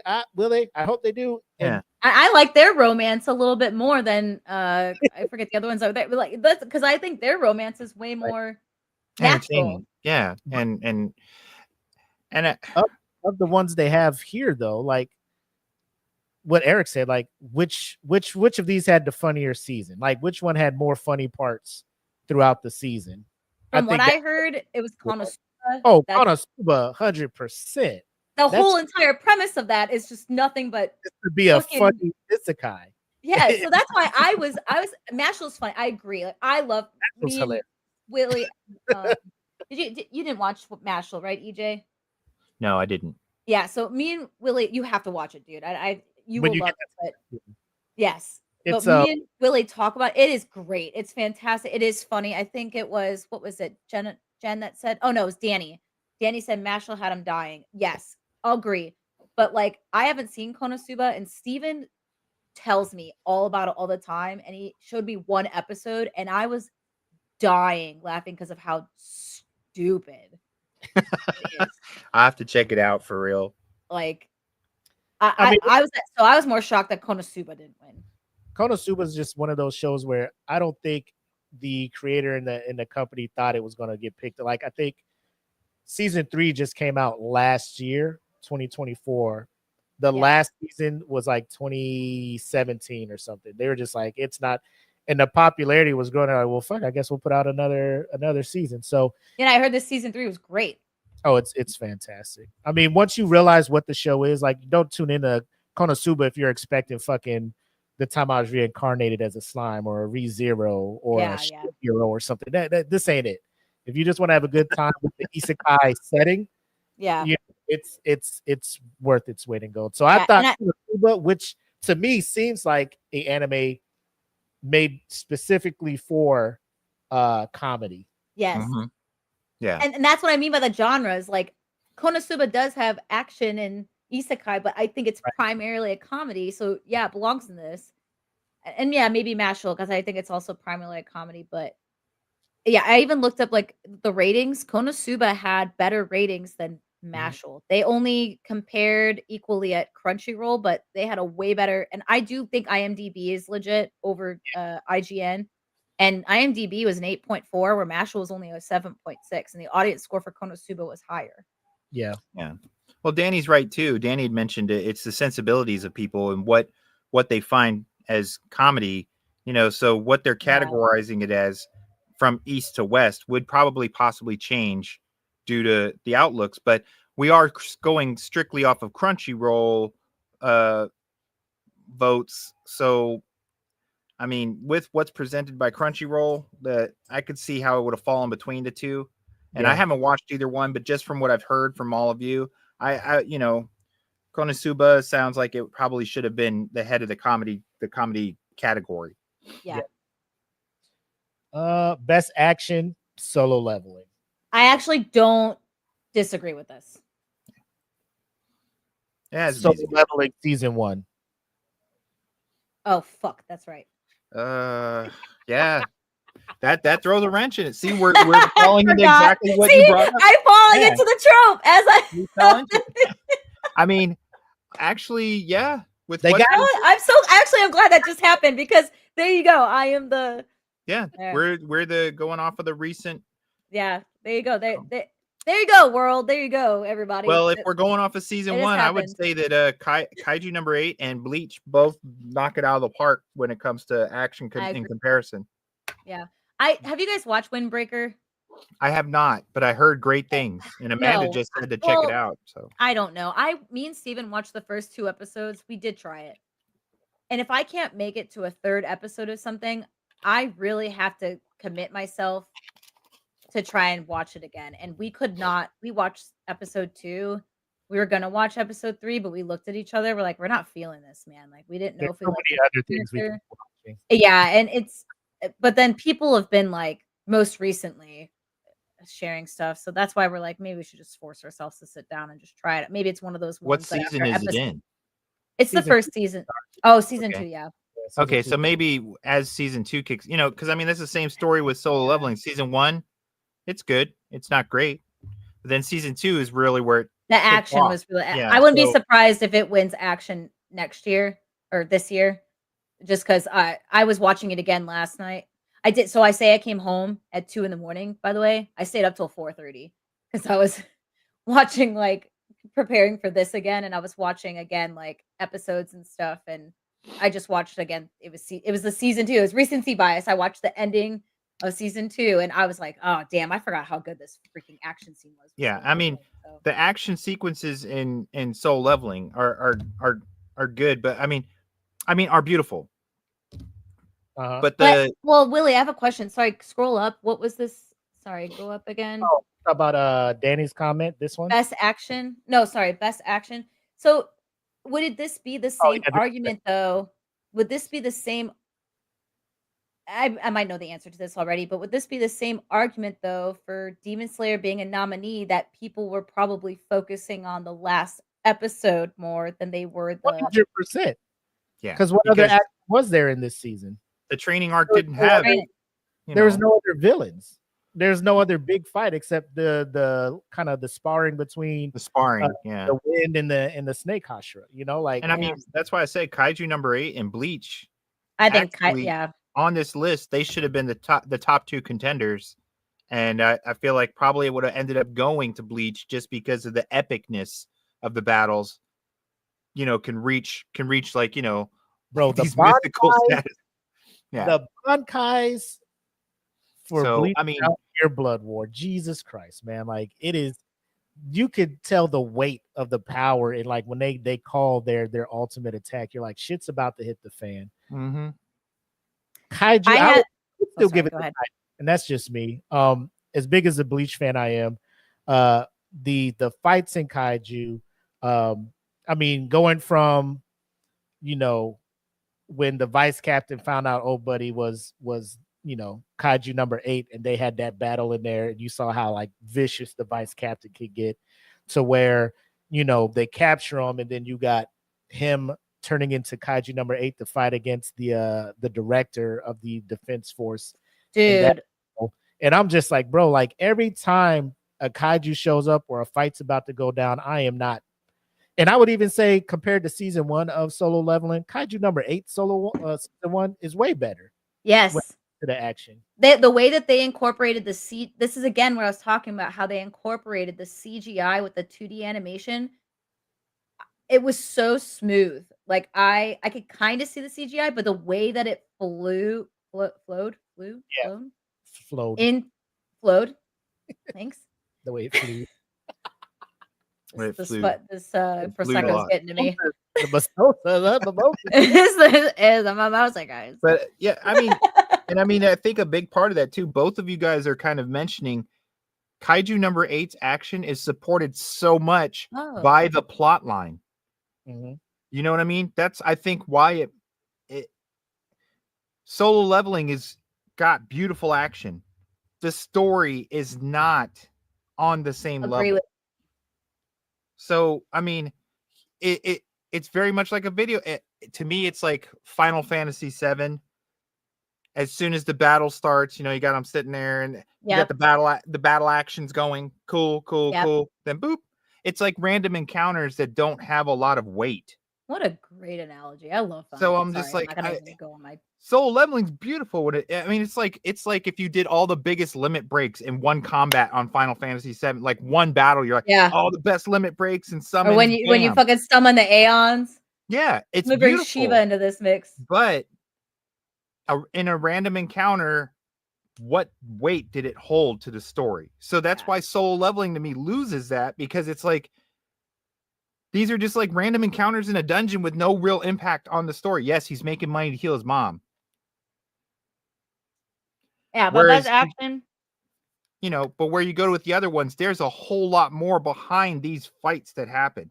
Yeah. So when the fight happens, it's like Just like Demon Slayer. The only reason Demon Slayer's on there is because that last The last episode had episode. so much weight. Which is why it makes perfect sense for animation. We all agree it does not make sense for action because it was the training arc. Did it have some cool action sequences? Sure. Yeah. But just because the last episode's animation was so sick, that wasn't even really, I would argue that's not even an action sequence. That was just freaking animation. Yeah, Like it's just top great tier storytelling in a animation. moment that's so fueled with so much going on, so much emotion, so much plot advancement going on that episode was incredible. Yeah. That's what we're lacking in those those other battle sequences. You know, like I'm saying, Soul Leveling, amazing art when it comes to battle. The speed, the changes in camera angles, the lighting, the colors, beautiful. Like 2B Hero X, outstanding combat. Level of story that's pushing that. The plot behind that fight has to give it some depth, or else the battle is just pretty with no emphasis on why. Do you guys think Kaiju number 8 got snubbed mainly because the main character is in his 30s? No. I just think it's just, when was the last episode of Kaiju number 8 compared to the last episode of these other anime we're talking about? I wrote it down. You know, like especially Solo Leveling. We already talked about how that recency bias thing. Also, real quick, shout out to the crew over at that time we started an anime podcast. I saw them. What's up, fellas? If you are unaware, our very own EJ and Jackie joined them on a episode, and that episode is out. So just head over to their page. Awesome guys. Head over to their page. I think they're talking about what makes an anime a classic and what doesn't. So go check that out. Part 1 is out now. Part 2 should be coming out soon of that one. And to answer your question, EJ, it was April 2024 is when Kaiju came out. Yeah, That's when it came out. When was their last episode? Oh, if you gotta, usually you add 3 months May. onto that. Yeah, April, May or May, June. June, July. I would say July because usually it's 3 months. Yeah, so like okay. so about summer last year, and then you had all these other things come out. So I think that's why Kaiju kind of fell off. Yeah, I agree. It's so annoying. Yep. Best Isekai. This is on this. Konosuba, right? We have what's wrong, Jackie? Why you cross your arms like that? It's time. Jackie's ready. She's like, I don't like it. I don't like it. I agree. It's ReZero. I 100% agree. It's ReZero. Yeah, Konosuba. Why the fuck is Suicide Squad on this shit? We have ReZero, Shangri-La, Suicide Squad, and that time I got reincarnated. Also, Shangri-La Frontier is not an isekai. Now you're like trying to give it love, but now you're just throwing it in a fucking anime that makes or a category that makes no sense. That's why I'm mad. So I think everybody's in agreement with the Suicide Squad isekai. Like, why is this here? Get this out of here. Did it need to be there? Like, what do you like? why? The other category had what, 5 nominees? 1, 2, 3, 4, 5. No, 6. So okay, I guess they just needed to throw some shit in here for 6. But They're just like, all right, put that out there. it says isekai in the title, so Yeah. I don't give a shit. It shouldn't be in there. but yeah, It wasn't even that good. I looked at the reviews. People were like, "Yeah, it was cool." They made an anime DC thing, but like, wasn't sick. good. The Batman, kind of like Batman, and when it was in feudal Japan, that was better. God, it was terrible. Yeah, it's just like they just keep trying to give anime flavor to like DC characters. I'm like, you guys don't need to just make good DC movies and we'll be fine. But I mean, their animated studios do a great job with the regular DC animated movies are pretty good. DC to anime is, I mean, the story for the Batman in feudal Japan thing or whatever was just like, I guess it's an original thought, I guess, you know. it's original thought, all right. Yeah. Bruce Wayne. I 100% agree with ReZero being selected. Steven's the one that got me into this, and I'm so glad he did. This is arguably one of the best isekais that I've seen. Sword Art Online was good, but like ReZero hasn't missed, and how graphic and just the emotions and everything and the character development, it's just insane. Like, it's a really good fucking show. Like, I I can't even believe I'm saying this because I talked so much shit on it like a year ago. But it's really good. I'm just upset that like this is the first. I think this is the first time Shangri-La Frontier is mentioned, and it's not even an isekai. The dude is just playing video games. He's not reincarnate. That's what it for my. And you guys can tell me if you think differently. But an isekai, in my opinion, or what I understand it is like you are reincarnated and put in Yes, another world. exactly. So the fact that Shangri-La Frontier is in here, like either the people who are the judges are being selected don't understand what a freaking isekai is, and it makes me question like this expertise that they say that they look for in Well, judges. Go ahead. would they just have a hard time categorizing Shangri-La Frontier then? Because No, what other Shangri-La Frontier has great comedy. It has great adventure. It has great. There's a lot of great music. so just like a I'll fantasy get into that later, adventure more so than dude. like Yes. yeah. Okay. There's not a lot of character development. I'll say that it's Like, not. even now, the previous arc, like he's taking a break from actual Shangri-La Frontier and he's helping his boy play another fighting game. You know, like he's just good at games. He just focuses on Shangri-La Frontier, but he'll take a break and play some kind of mech fighting robot game. Now he's taking a break from that and helping his boy in this fighting game that they're about to do this tournament on. So it's not really an isekai. Like some people will argue Sword Art Online is like that, but this dude was like legit trapped in this world. And if he died in the video game world, he dies in real life. And that's why I say that makes sense that it's an isekai only because of that. Right. But this is not that. The dude's just playing Like video games. Like he's died in Shangri-La Frontier, and he just respawns back at his point. You know, he's died. He's never legit in danger. Like, and then he takes his virtual headset off and then just goes about his life. Yeah. Like if Kirito died in you know what I'm saying? Sword Art Online. Like that's he died his life. Yeah. life. That's his real life. Yeah. There's no respawn there. That's only the reason why it makes me mad. Is just that you decide to. It's almost like you're like, hey guys, we got to give love to Shangri-La. Let's throw it in the isekai. It's like you mother. Yeah. But so yeah, ReZero, no complaints. Best drama, Frieren, Beyond Journey's End. We've had nominees of A Sign of Affection, Dead Demons, Dead Destruction, Oshinoko Season 2, Pluto, and Apothecary Diaries.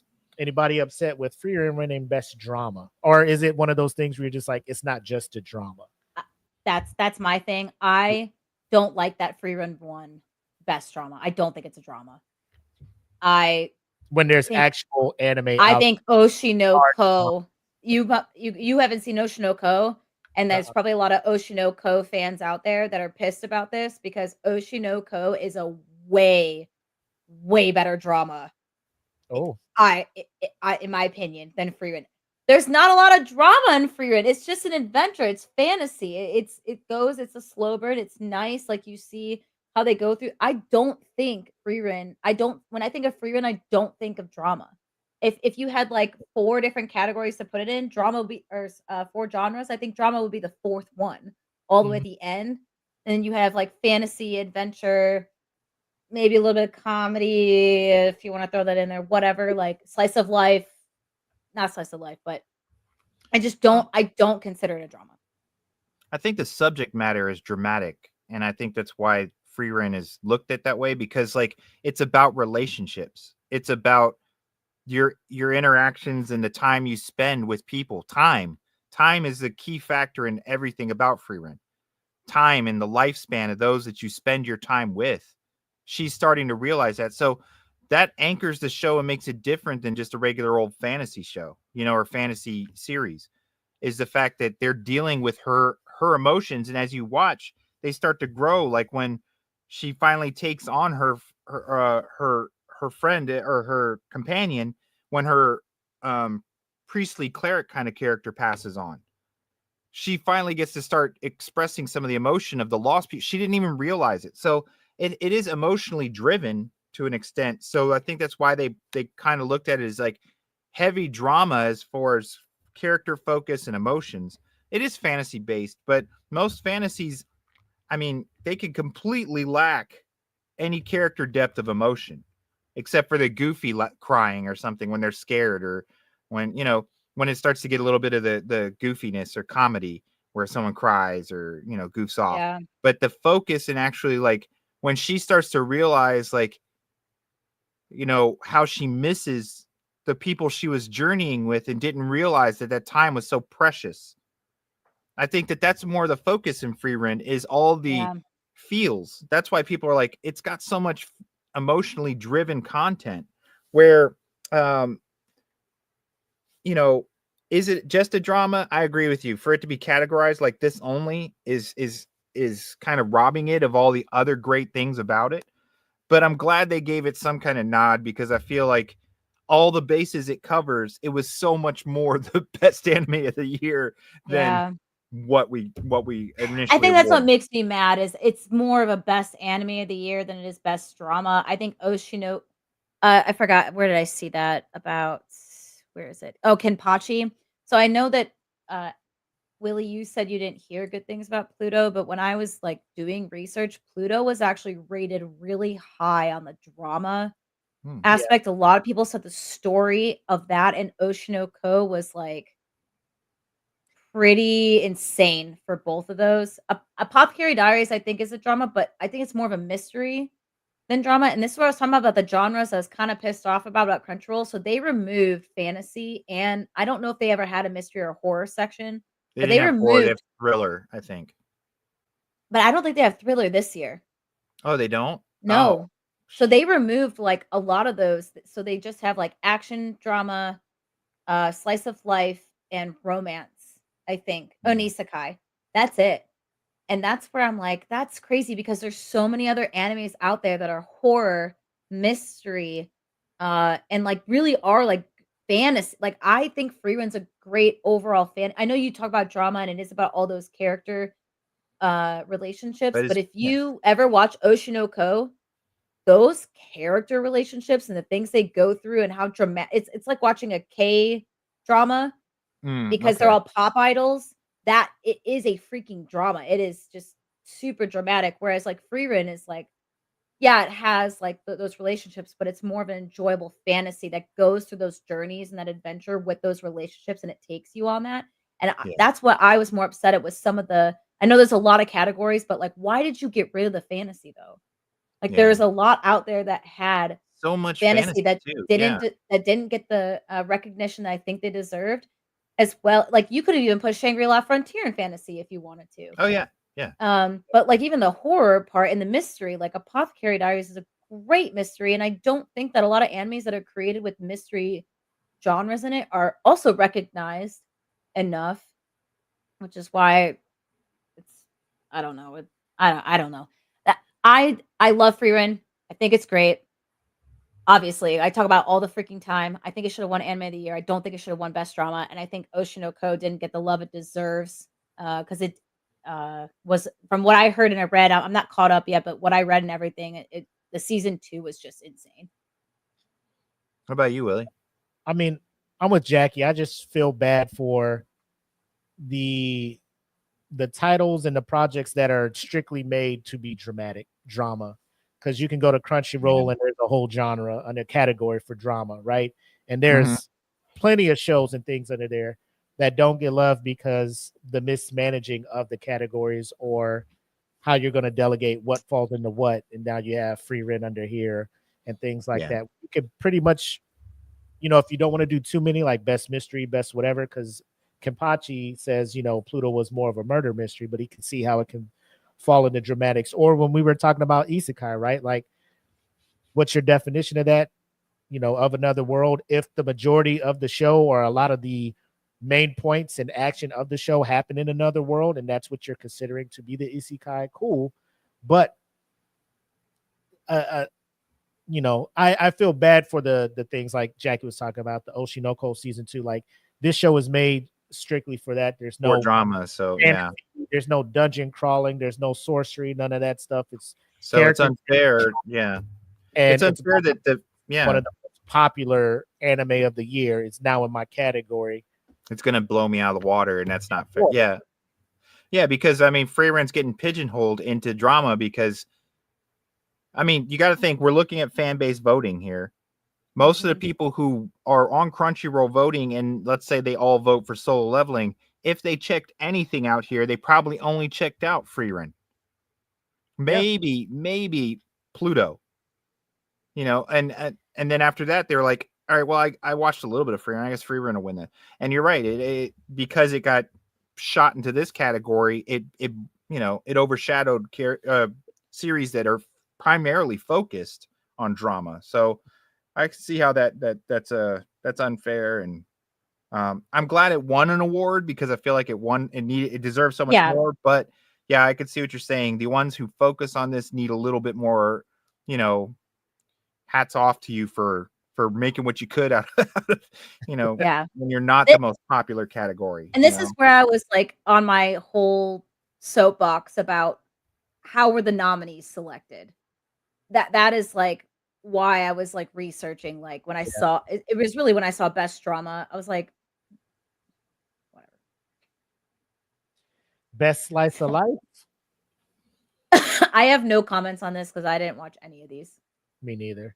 The only one that resonated was my dear friend Nakutan, because I remember Well, that's because I showed you that. You showed me that clip, but that was also up there in like best comedy or something like that. So I'm just, again, it's one of those.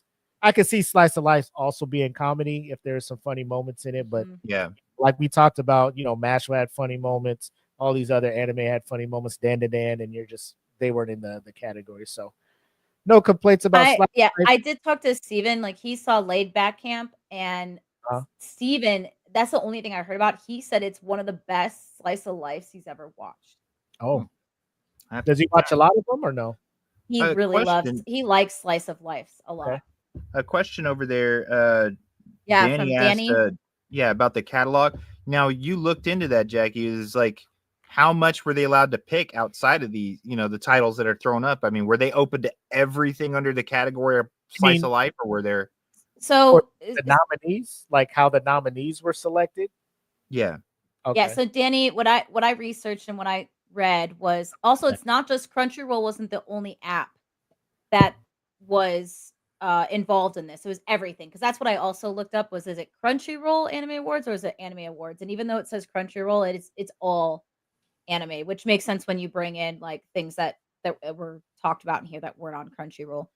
But first, the nominees are selected based off of random judges that are decided upon from Crunchyroll, and those people could be diehard fans that they've done research in, that know stuff about anime, I think, and maybe people that might be directors or expert.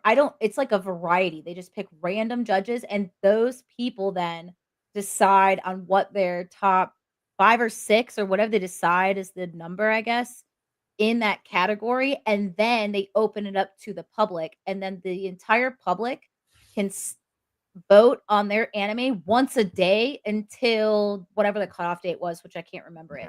So people can spam as much as they want. Not as much as they want a day, but like I can, if I wanted to, I could vote for Solo Leveling for every single category if it was a nominee every single day.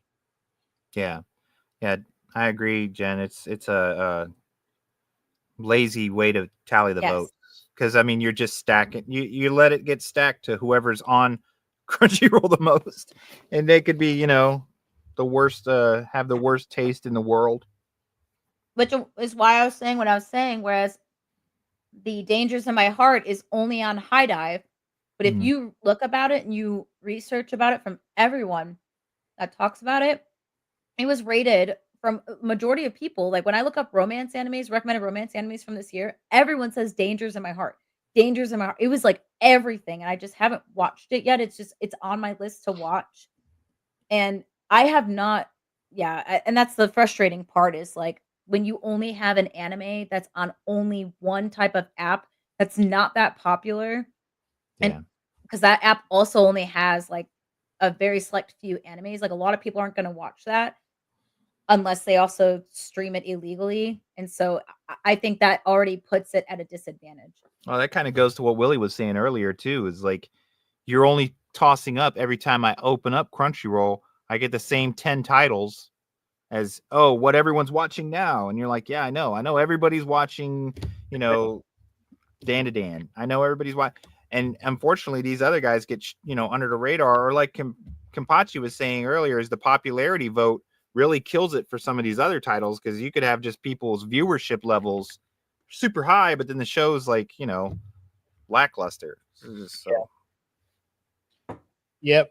And the crew over at that time, we started Anime Podcast, says they don't like the fact that you could change your vote multiple times. Like, it's one of those, take your time, put some thought into your vote, because you'll vote and you'll be like, you know what, never mind, I changed my mind. So now you vote for Demon Slayer Monday, you vote for the other one Tuesday. Now they're tied, and it's not like a real, you know what I'm saying? It's just it's a sloppy way to vote, Yeah, good point, Josh. Good point. I mean, it's basically makes the vote less important, because you can just, whenever you the whim, the feeling of your like, well, today I really like this today. Boop.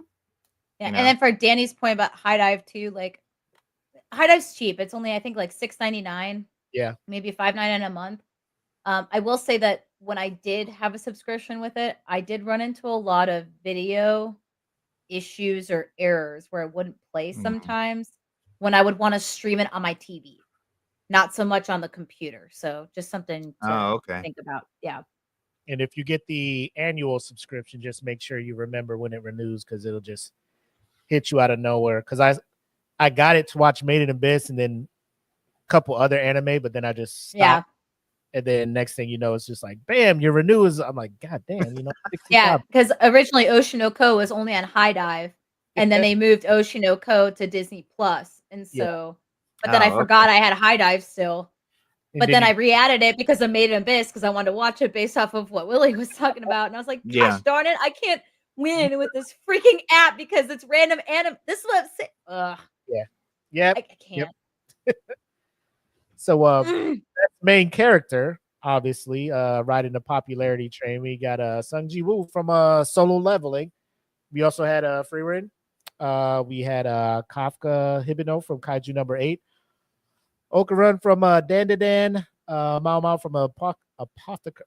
The more I say it, the harder. Apothecary Diaries. The more I say it throughout the day, it's just like, what is this word now? Momo from Dan to Dan, and then of course the winner, Sung Jinwoo from Solo Leveling. How we feel about this one, Jackie? No, not a fan. Nobody's a fan of Sung Jinwoo winning. DJ, please go first. I gotta pee, and I'm also. Well, I'm gonna try to be gentle, because it sounds like Jackie's about to butcher somebody pretty hard.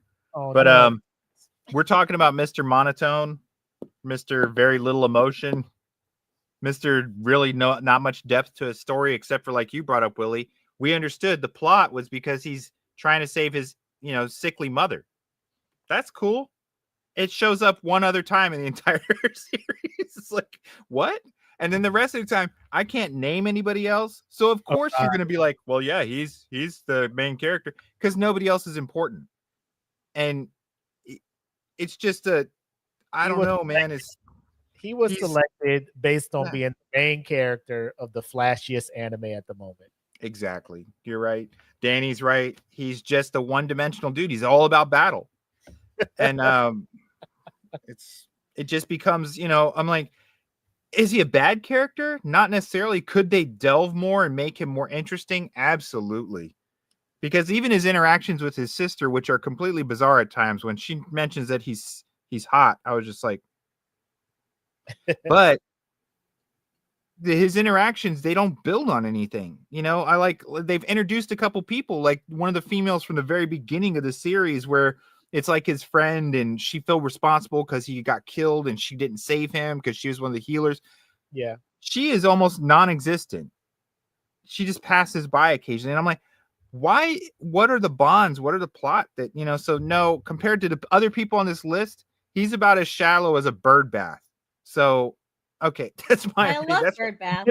The minute he, I liked him as a character leading up into his quote unquote rebirth, right? Sacrificing himself, saving other people. I'm like, very selfless type stuff. He died, he came back. I get it. He's trying to be low key because he doesn't want to let everybody know his full extent. Like he was playing that role for a long time, but when there's opportunities for him to show depth, like bringing his mom back, he cried. Now his friends are in trouble over on Jeju. I'll just transport over there. The exchange thing, which was a cold ending, by the way. I'm not going to hold that against him. He shows up there. You know, it's hard to get behind a main character like that when there's no real attachment to him, right?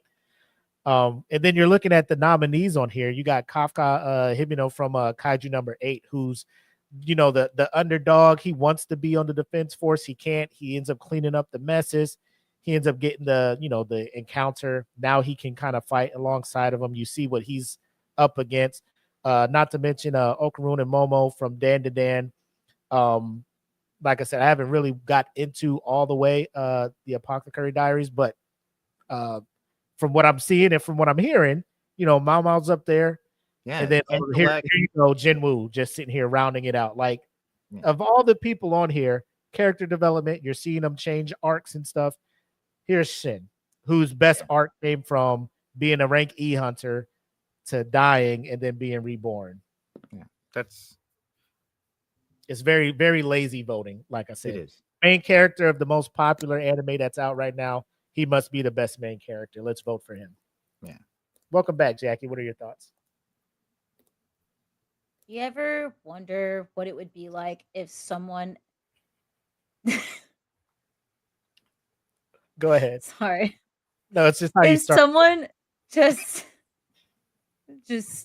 you were at your desk having the greatest time doing your job, because we all love working and doing our jobs, but we're just working really hard at doing what we're supposed to be doing, and someone just fucking comes over, pushes you out of the way, pulls their pants down and takes a shit on your desk and then just walks away like it was nothing. That is what I imagine when I think about the selection of this character. Like, I have this shit on my desk and there's nothing I can do and I can't get rid of it or that smell for at least a week. You really feel that? Yeah. Bro, I was so mad when I saw this. I love Solo Leveling. I think it's sick, the art and the action, and like it's a fun story. It's really fun to read, and because I read it and it was super fun. At no point did I ever think was Sung Jin Woo like the best main character ever out of anything that I've ever watched. Absolutely not. Never freaking thought that. What did Danny say? So we'll talk about it later about Alex Lee. Like, I agree. Like, Alex Lee is a really great English voice actor, and I did watch. So I did not watch this the first time in English, and then last night I was just watching some episodes in English, and yeah, dude, Alex Lee's pretty sick, and the dude was definitely living his fanboy moment, and I love that for him. Mm-hmm. But then when I see people on this list like Okarun, Momo, I know you haven't seen Apothecary Diaries. I don't think this is based off of character development. I think this is just overall main character. When I think of this, I don't think like what's the best main character that had character development. I think that can be considered. I think overall, what's the best main character though, and if that is a plus for character development, cool. I think if you want to include character development, then Kafka probably then would like take the trophy for that, just based off of like where he ended in season 1 compared to where he started. I just agree with you, Willie and EJ. Like, this is just people that love Solo Leveling. Just that's it. It's not, they don't care about the character. They just care about the fact that it's Solo Leveling, and they just love the action and the fact that the main character that's at the action is this person. That's why they select you could have easily just took Jinwoo out and been like Igris, like the Shadow Knight. Yes. If he's way more interesting. No, people still would have picked Igris, not knowing that Igris isn't even the main character. They just would have saw somebody from fucking Solo Leveling and just selected it. With it. You could have put his fucking sister. Igris is more interesting, right? They're like, don't know who that bitch is. Solo Leveling. Enter. Yeah, enter. Love that bitch. Don't know who she is. Love the fact she exists. Awesome. Good for I mean, you. all these characters are so much more to them. I mean, even Apothecary Diaries, which has no real action and stuff, and not like character building in the same way, but just listening. Like I said, I do a lot of work on the computer gens finishing the series. Just listening, the monologues and the investigative and the way she thinks, everything going on in that series is so much more in depth than. I mean, I feel like the voice actor, people like the voice actor. That's cool. This is where we get out of the Give them a lot genres. to work with. This is where we get out of the genres and we get to characters. And this is where I get so pissed that Orb on the movements of the earth wasn't mentioned fucking once. And I would totally pick even this over Sung Jin Woo, and they have like 5 different fucking main characters. Yeah. And Danny said it. He's like, bro, this is just the dude's bro choice. Like, yeah, dude. That's like the dude that you all know that is a piece of shit, but everyone somehow fucking loves. And we're all sitting here like, why? But it just happens. And that's just how it has to be. All right. Best supporting character, we got from Freerin. We got Himo from Freerin as well. Jinsi from the Apothecary Diaries. Seiko from Dan to Dan, Senshi from Delicious in Dungeon, and Turbo Granny from Dan to Dan, with Fern being the winner. How do you feel about that, Jackie? No, Willie, me and EJ have been going first every time. I want to hear what you let's hear from Willie. From me? Yes. I do have thoughts, but I want to hear yours first. Mainly because you watched Delicious in Dungeon. Not that Fern is a bad supporter. Like, I'm fine with this choice. I just wish, like, the only time I could possibly come up with a valid complaint is if they ranked the nominees in order of how they finished, and that Senshi was not second in this choice. And that's just, to me, nothing to take away from Himo. Himo was great as well. I wouldn't mind seeing Himo at 3, right? But Senshi and Delicious in Dungeon, I feel I'm hoping was 1A, 1B, like in a very close competition with Fern. The Dan to Dan characters, they can be on here. Not to say that they're not great, but I feel like the popularity of Dan to Dan kind of has them up here as well. Turbo Granny's funny. Is she the best supporting character when you got hitters like Fern and Himmel, Senshi, I assume Jinshi? Isn't that the love interest for Jinshi? Jinshi, I would agree, is a really great supporting character. Yeah.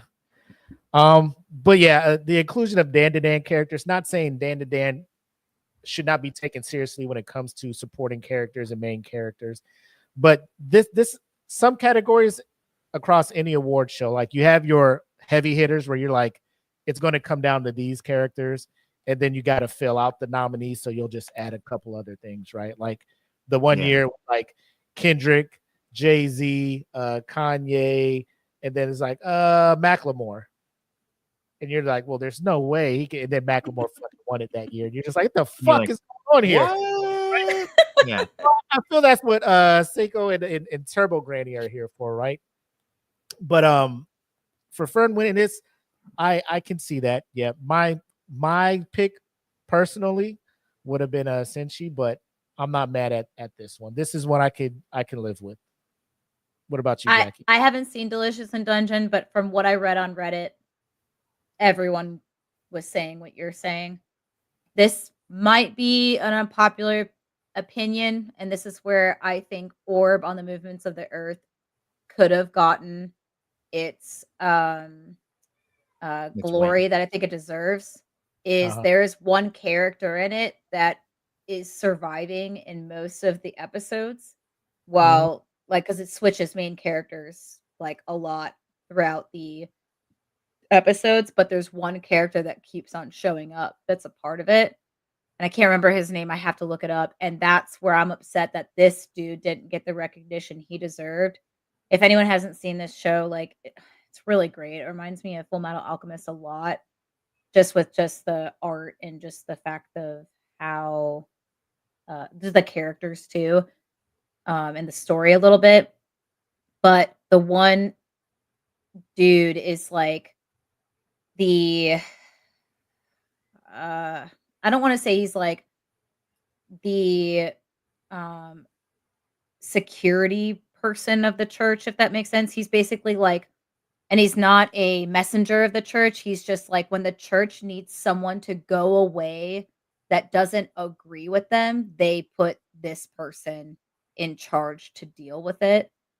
And they go through this guy's backstory, and he's kind of involved in every single main character story of the show.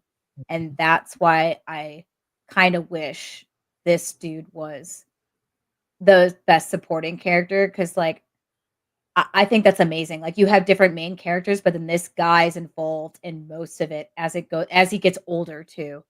And that's my only thing with that. I agree, Willie. Like having the Dan characters on there, cool.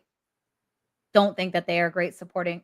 I actually almost would say Himmel is not a great supporting character either, because he's just a past character that was based off of like her memories. Yeah. But that's my only thing with this. I don't know.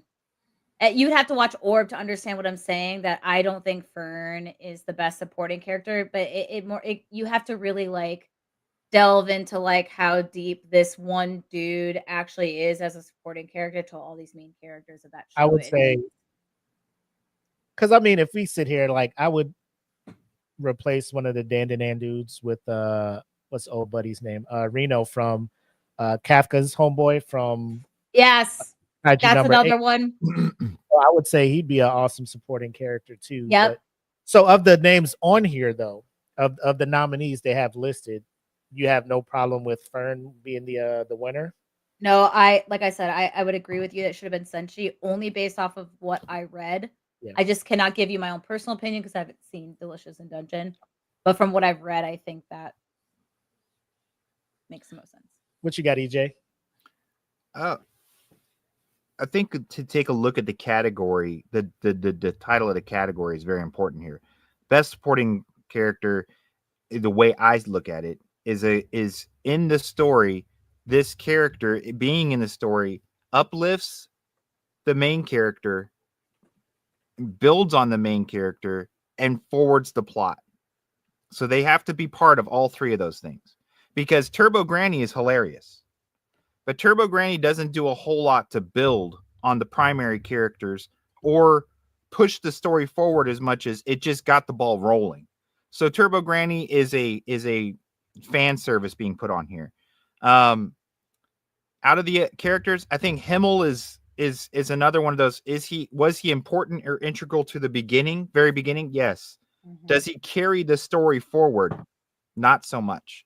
Does he build on free run when you're watching it? A little bit, but not nearly as much as Fern. So Fern is very integral to the progression of the story.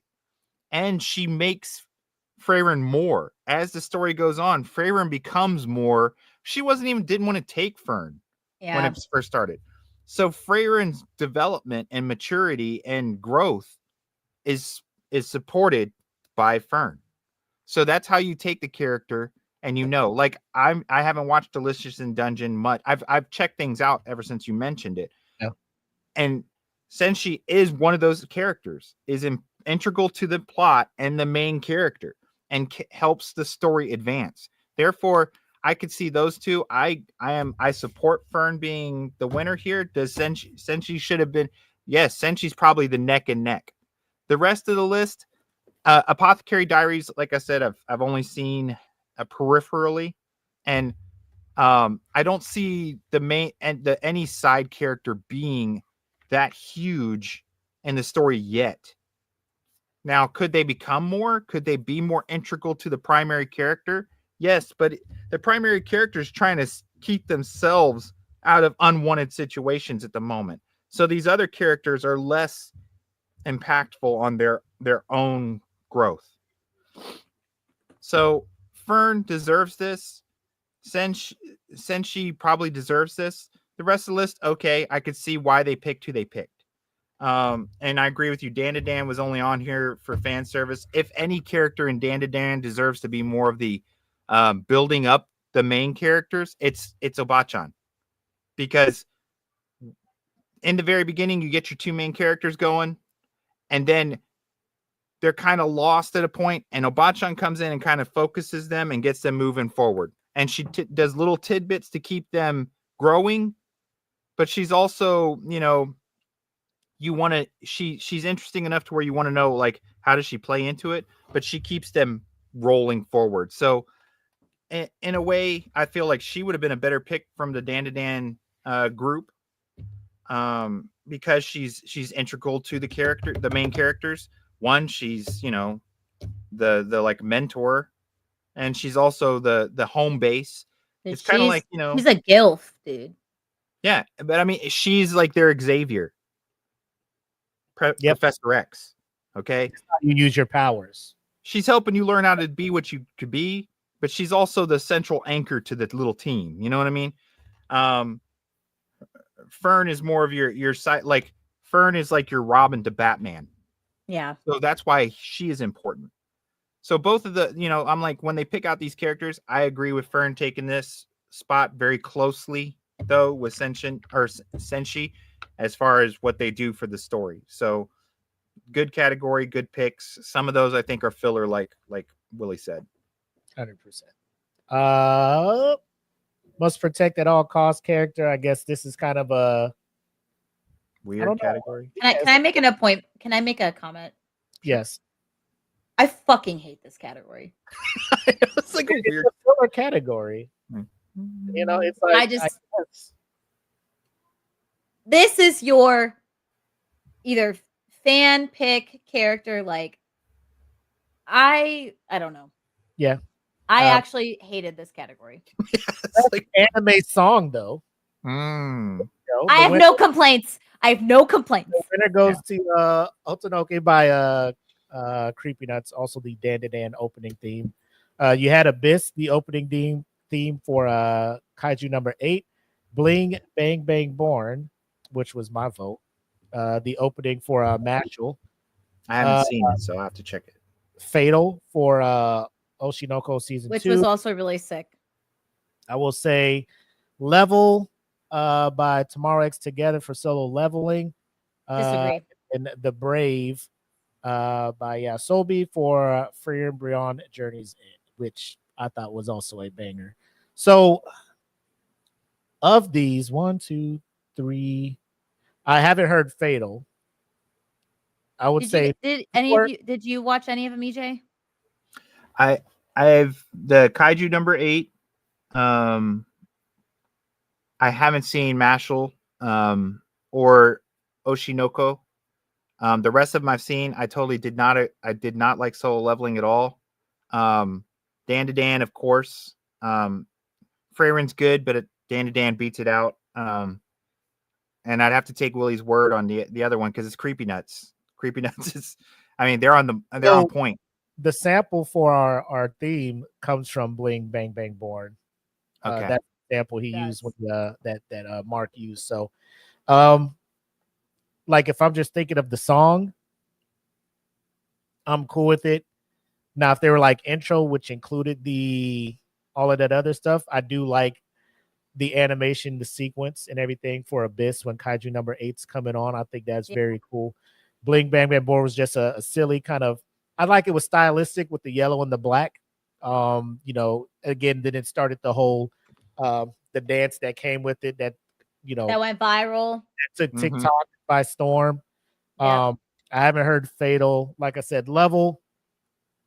Like I think the energy just wasn't there for it. I think the opening for season 2 was a little better. Yes. For that one, shout out because Lisa's on it. Go figure. Yeah. That's how you win. That's how you win the game. Exactly. It is. It is. Throw her on anything, and that's it. And I'll like it. Yeah. The fact that Creepy Nuts has 2 entries on here is wild. It's well deserved. What makes me a little bit frustrated about this whole thing is that, again, Shangri-La Frontier, their song Bro, they are 4 for 4 for openings. That's what I'm saying. And they didn't even get a nom, so they That's didn't get a nod. Yeah, they didn't get a single win, Because they're not solo leveling. and that's We're not trying to bash solo leveling for those. no, it's a We all great love show. yeah. for You know what it what? is. Yeah, I'm sorry. It- That might make it seem like we are so. I think that we all said back in our to past Crunchyroll. shows, we We're all more agreed back solo leveling was great. We said we were excited. We loved it. We did. We are so for love solo leveling. I think what's annoying though, and what makes it frustrating for us is that we acknowledge that it's great, is that you made it seem like it is the best of the best with everything and that it needs to be in every single category. And we understand that's not fucking true. Because No. there's so many other anime that had like also very like I thought Level was a fun song. I did not think it needed to be on this. I think that definitely I think Shangri-La Frontiers open like anime song at least should have been a nominee on here. But Yeah. I will say putting it on here though, compared to all of these were really great anime songs. Like Yeah. all of them. This is a hard choice, but I will say like I love Otonoke. I listen to Bling Bang Bang Born like all the time. Love that song. Otonoke, I think people were picking this song with the sequence because if you look at the ending, they don't have ending song, they have ending sequence, which I thought was really weird. Why would you have ending sequence, but then Not have opening sequence. yeah, I thought again, frustration with like how they chose whatever. So I think that they took what ending sequence and they just I think people who voted also merged opening sequence with the song, which I also did. And I voted for Otonoke only because like the vibe As a whole. as a whole with the song for the show specifically as you say anime song, so it's a song for the anime, how it fit with it. Yeah. Beautiful. Creepy Nuts is amazing. I wish he would have done that song at the Anime Awards instead of Bling Bang Bang Born, but I understand why he did that over Otonoke. It was so great, but I mean, all fire songs. You know me with my music; they're all fucking great. And I keep talking about Oshinoko. I haven't even seen season 2, so but I just been watching it. I have to check it out. Yeah. If they would have interchanged any of these other songs for a winner, you would have been upset. Oh, I already said I agree with this 100%. I have no arguments. The only thing I am saying again is where I get pissed off about is the nominees and the fact that again you have Level by Solo Leveling, and it's again I'm gonna bitch about it when we go to the score part. I'm gonna keep on bitching. I'm sorry, and I'm drinking more, so I'm talking more, and I'm getting more mad. Yeah, but and that you're giving it straight though. I mean, I think I agree with everything you said. I mean, you're talking more, but you're making sense. They are a lot of these songs belong in this category, absolutely. So I mean, but I agree. But I also know, like we talked about this with the music, Creepy Nuts and their upcoming and how they got to where they're at and their just creativity and how they were separate together, just all the things. Great band, deserve to be in this. I'm so happy they fucking won, and I'm so happy they opened up for the Anime Awards. I was not upset. It was amazing. I thought it was interesting seeing like the way that a Crunchyroll anime audience reacts to a show though compared to like, bad. I was like, there's no energy here. Like, dude, they were just sitting there. Do y'all want to be there, or can y'all just give me your ticket? Bro. Yeah. I was like, I was literally watching. I was like, yeah, and then all of a sudden, pans to the audience. I'm like, should I stop? And I'm just in my computer. I'm in my house in my computer. I'm like, am I just supposed to be like when Lisa had her 3 songs and stuff? I'm like, are y'all not fucking with this or what? Like, this is fucking Lisa up here. Which I wanted to be like, is that Japanese audiences? Which is not true because if you watch Japanese audiences in a live concert, like venue, they're fucking in sync with their lights. The higher ups of these studios and stuff that are just, yeah, it might be that the people. So mad. It's more of a formal event for them, so they're not. Yeah. You know, I don't know.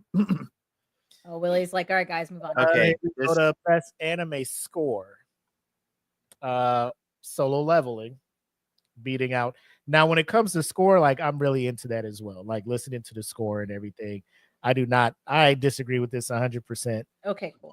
To the point where it's so the score and the music for Solo Leveling. Season 1, not season 2. Even season 2, like the score and the music while the action and stuff is going on, is so third, fourth, fifth order of priority to me, because it's all about the visuals at that point.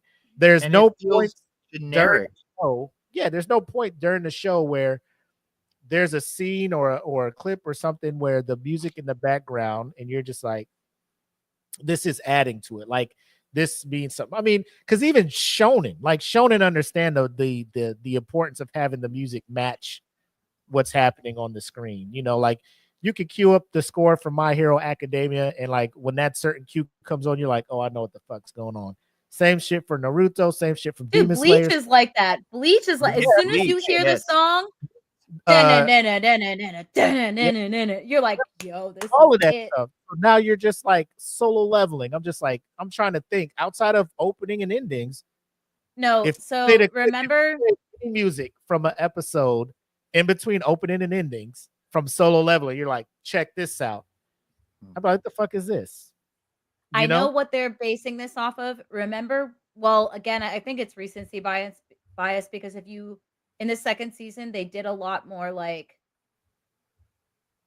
this will make I don't know if Spotify is just not showing the entire score for some of these animes because if you look up Friren's soundtrack, bro, they have a whole fucking album with disc 1, disc 2 for each season, and it is like if you play Dungeons and Dragons, if you do any tabletop RPG, if you wanna just listen to some fantasy type of Very shit, sweeping, epic dude, music. you just Yeah, play their fucking soundtrack and you're on a fucking journey with that. that's what I So, mean. Yeah, I enjoyed every like I'm here working. It's yes. playing on the side, but just the production of it is just beautiful. And Dandadan, like, if you put their soundtrack on, bro, with the little EDM, like, whatever it puts in, and then just a little bit of and then you have Shiro Sagisu, which, takes even old school Bleach, makes it better, takes some of the ones that we love the best when it hits, like, sad parts and then also action, and then it made it better for Thousand Year Blood War, and then so Hiroyuki Sawano did a great job. What I say by that is, I think what people are attributing to is remember when he first realized he had to kill everybody in the cave? Yeah. So that one was like, Aria is the song.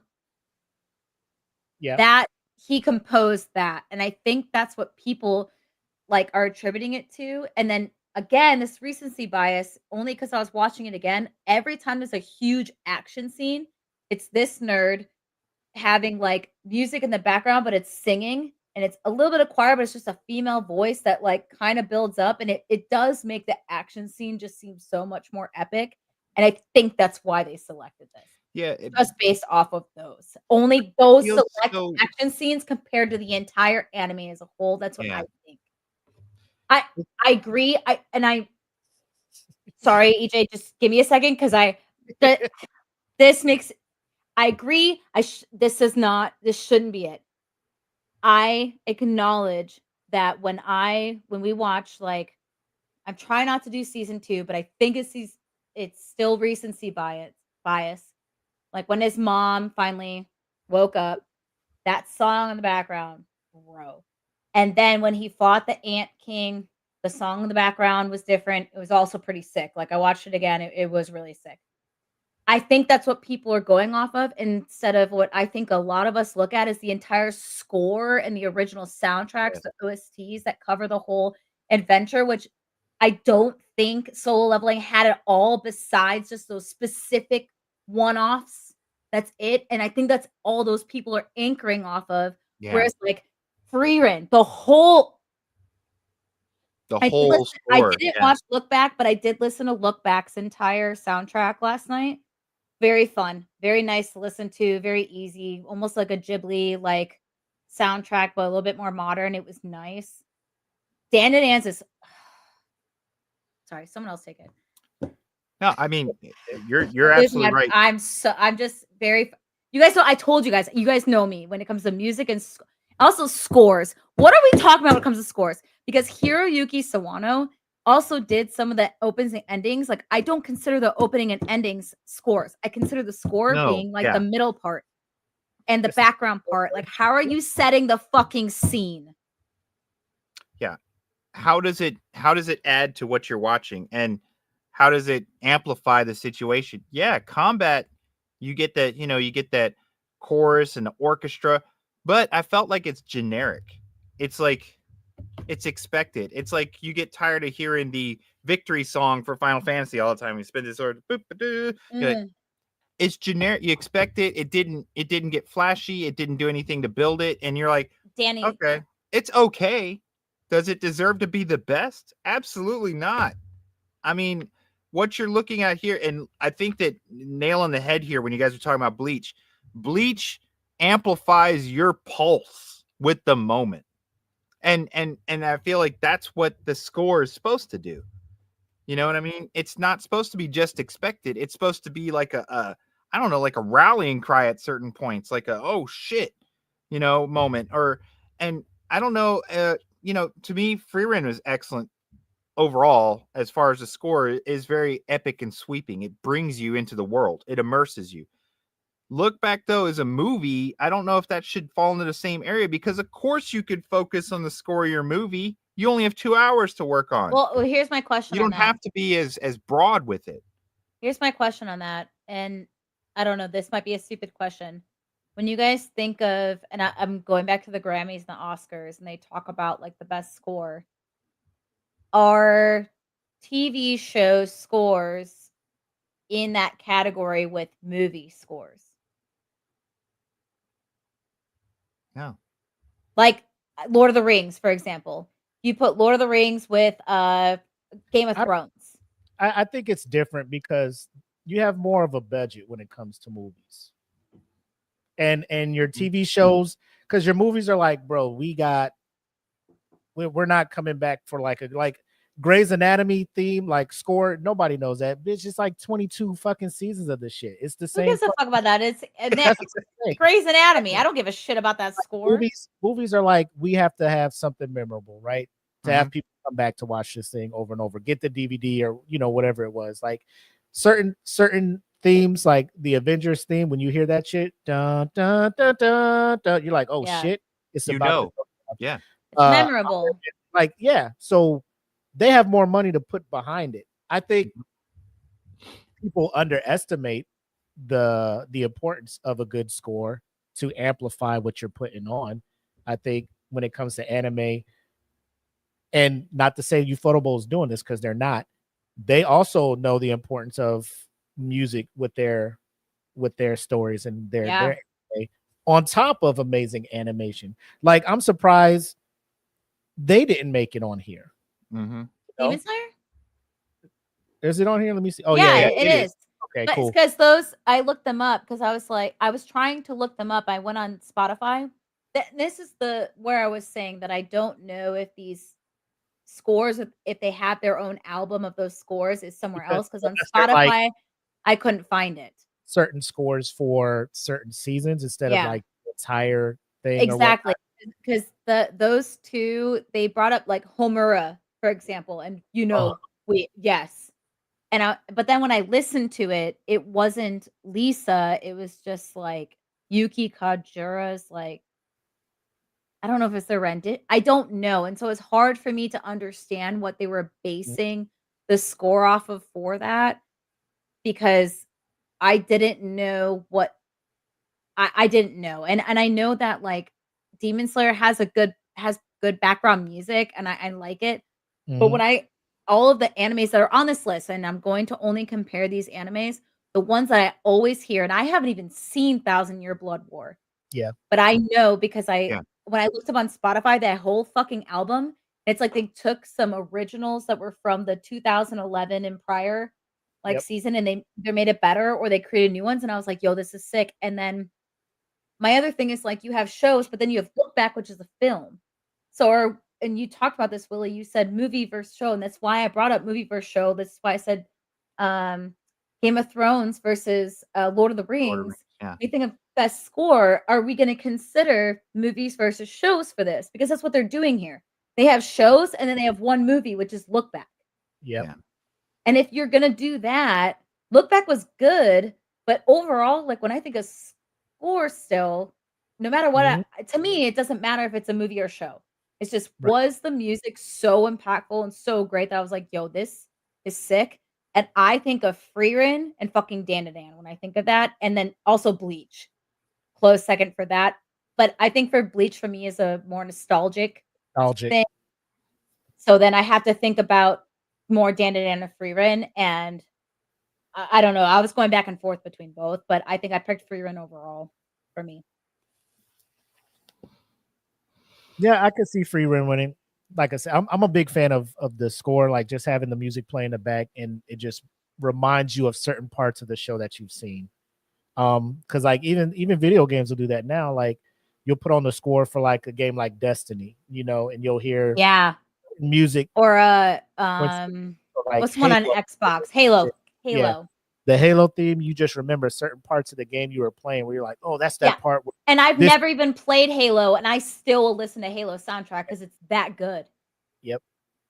So Freerin, like I said, that could have easily been up there. I hear your point when it comes to best score. Again, I'm thinking they're just leaning more on season 2, which I think if Crunchyroll just took the time to say, hey, Solo Leveling season 1, people would have probably hopefully gave them the chance, caused the pause. Like, hey, well, wait a minute.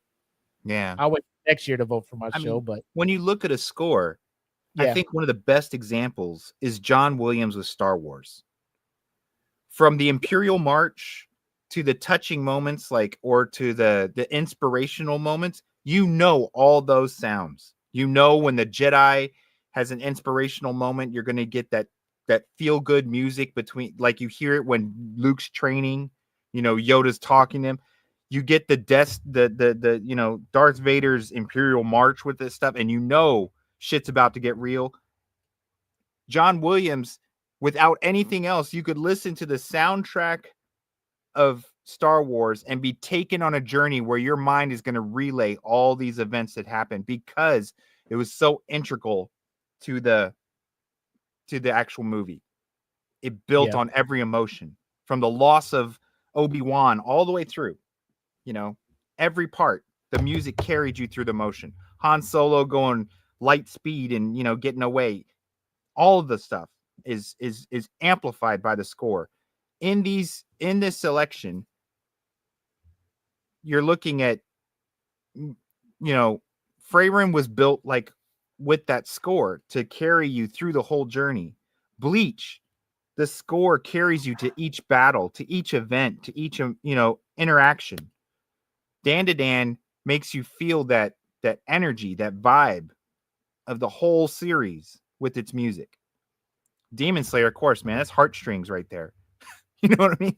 So out of everything that's put on here, no, I don't agree with this selection at all. And I am one that feels like Look Back being a movie, it was able to focus on tailoring just to the events of 2 hours.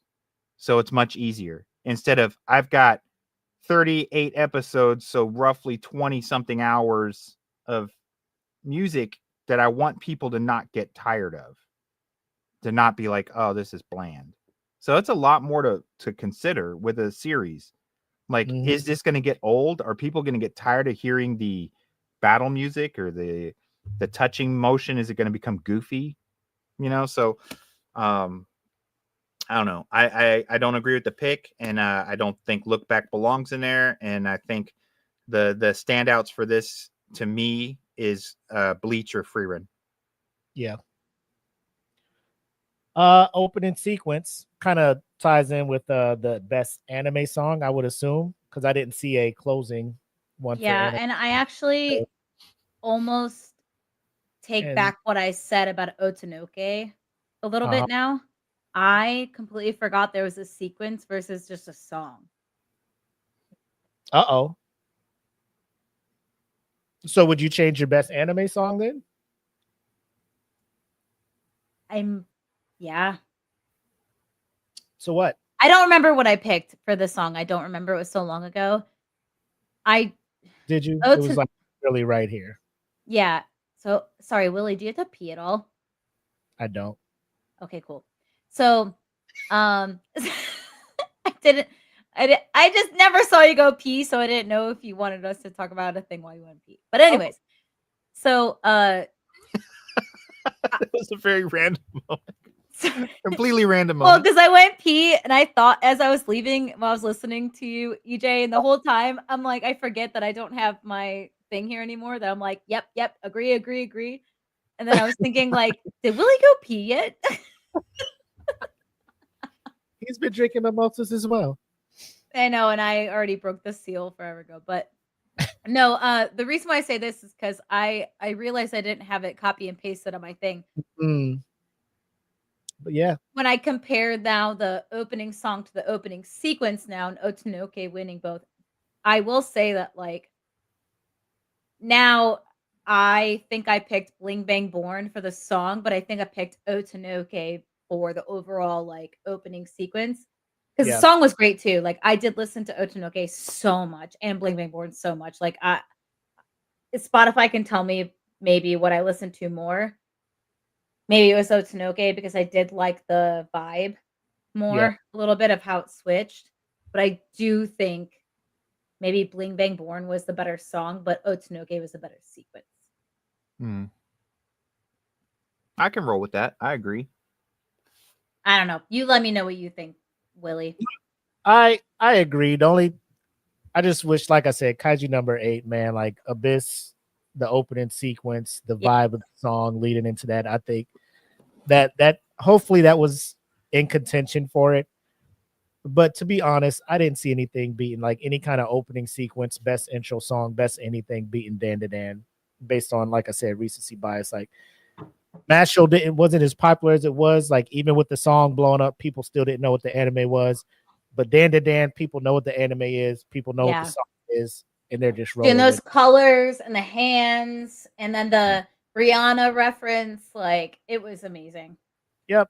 So overall sequence, yeah, not upset with it. I do hope that Abyss did get some consideration for that because it deserves love. It does.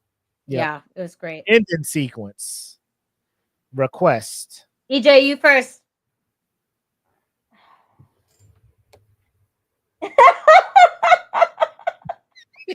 Come on, guys. Dude, nice mustache. Let's give credit, by the way. I don't know if we ever did, to EJ's mustache and beard. Round of applause. Thank you. It thanks you.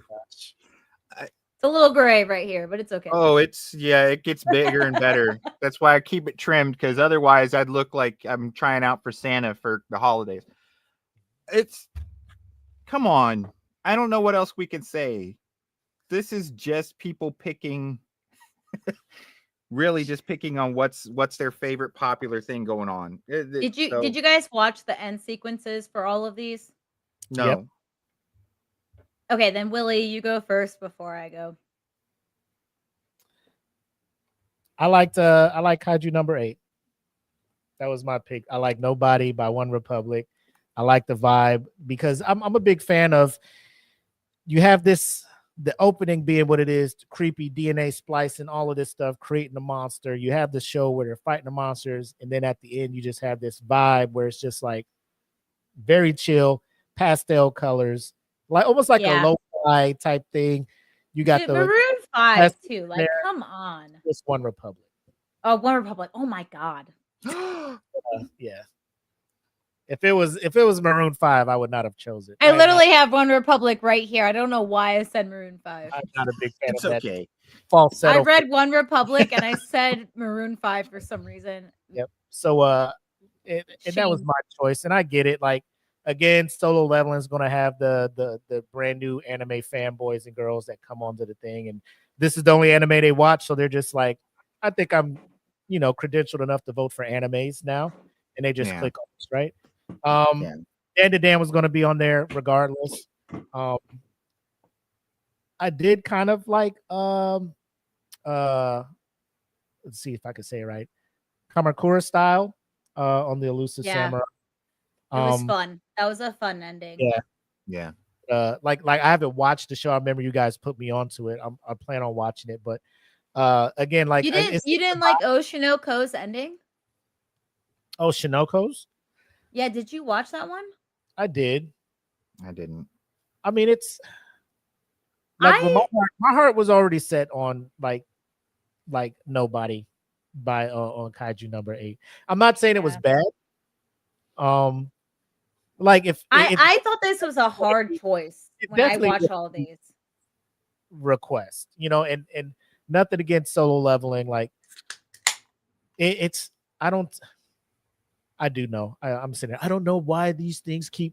I know why, but I think if people just sat down and they only had one vote to give, because I think some people are voting for, you know, somebody will vote for Republic or One Republic, nobody, and go on about their business. One Republic. Oh yeah. Yeah. It is One Republic. So I know. I'm sorry. I don't know why I keep thinking it's something different. Please like ignore what I'm saying about that.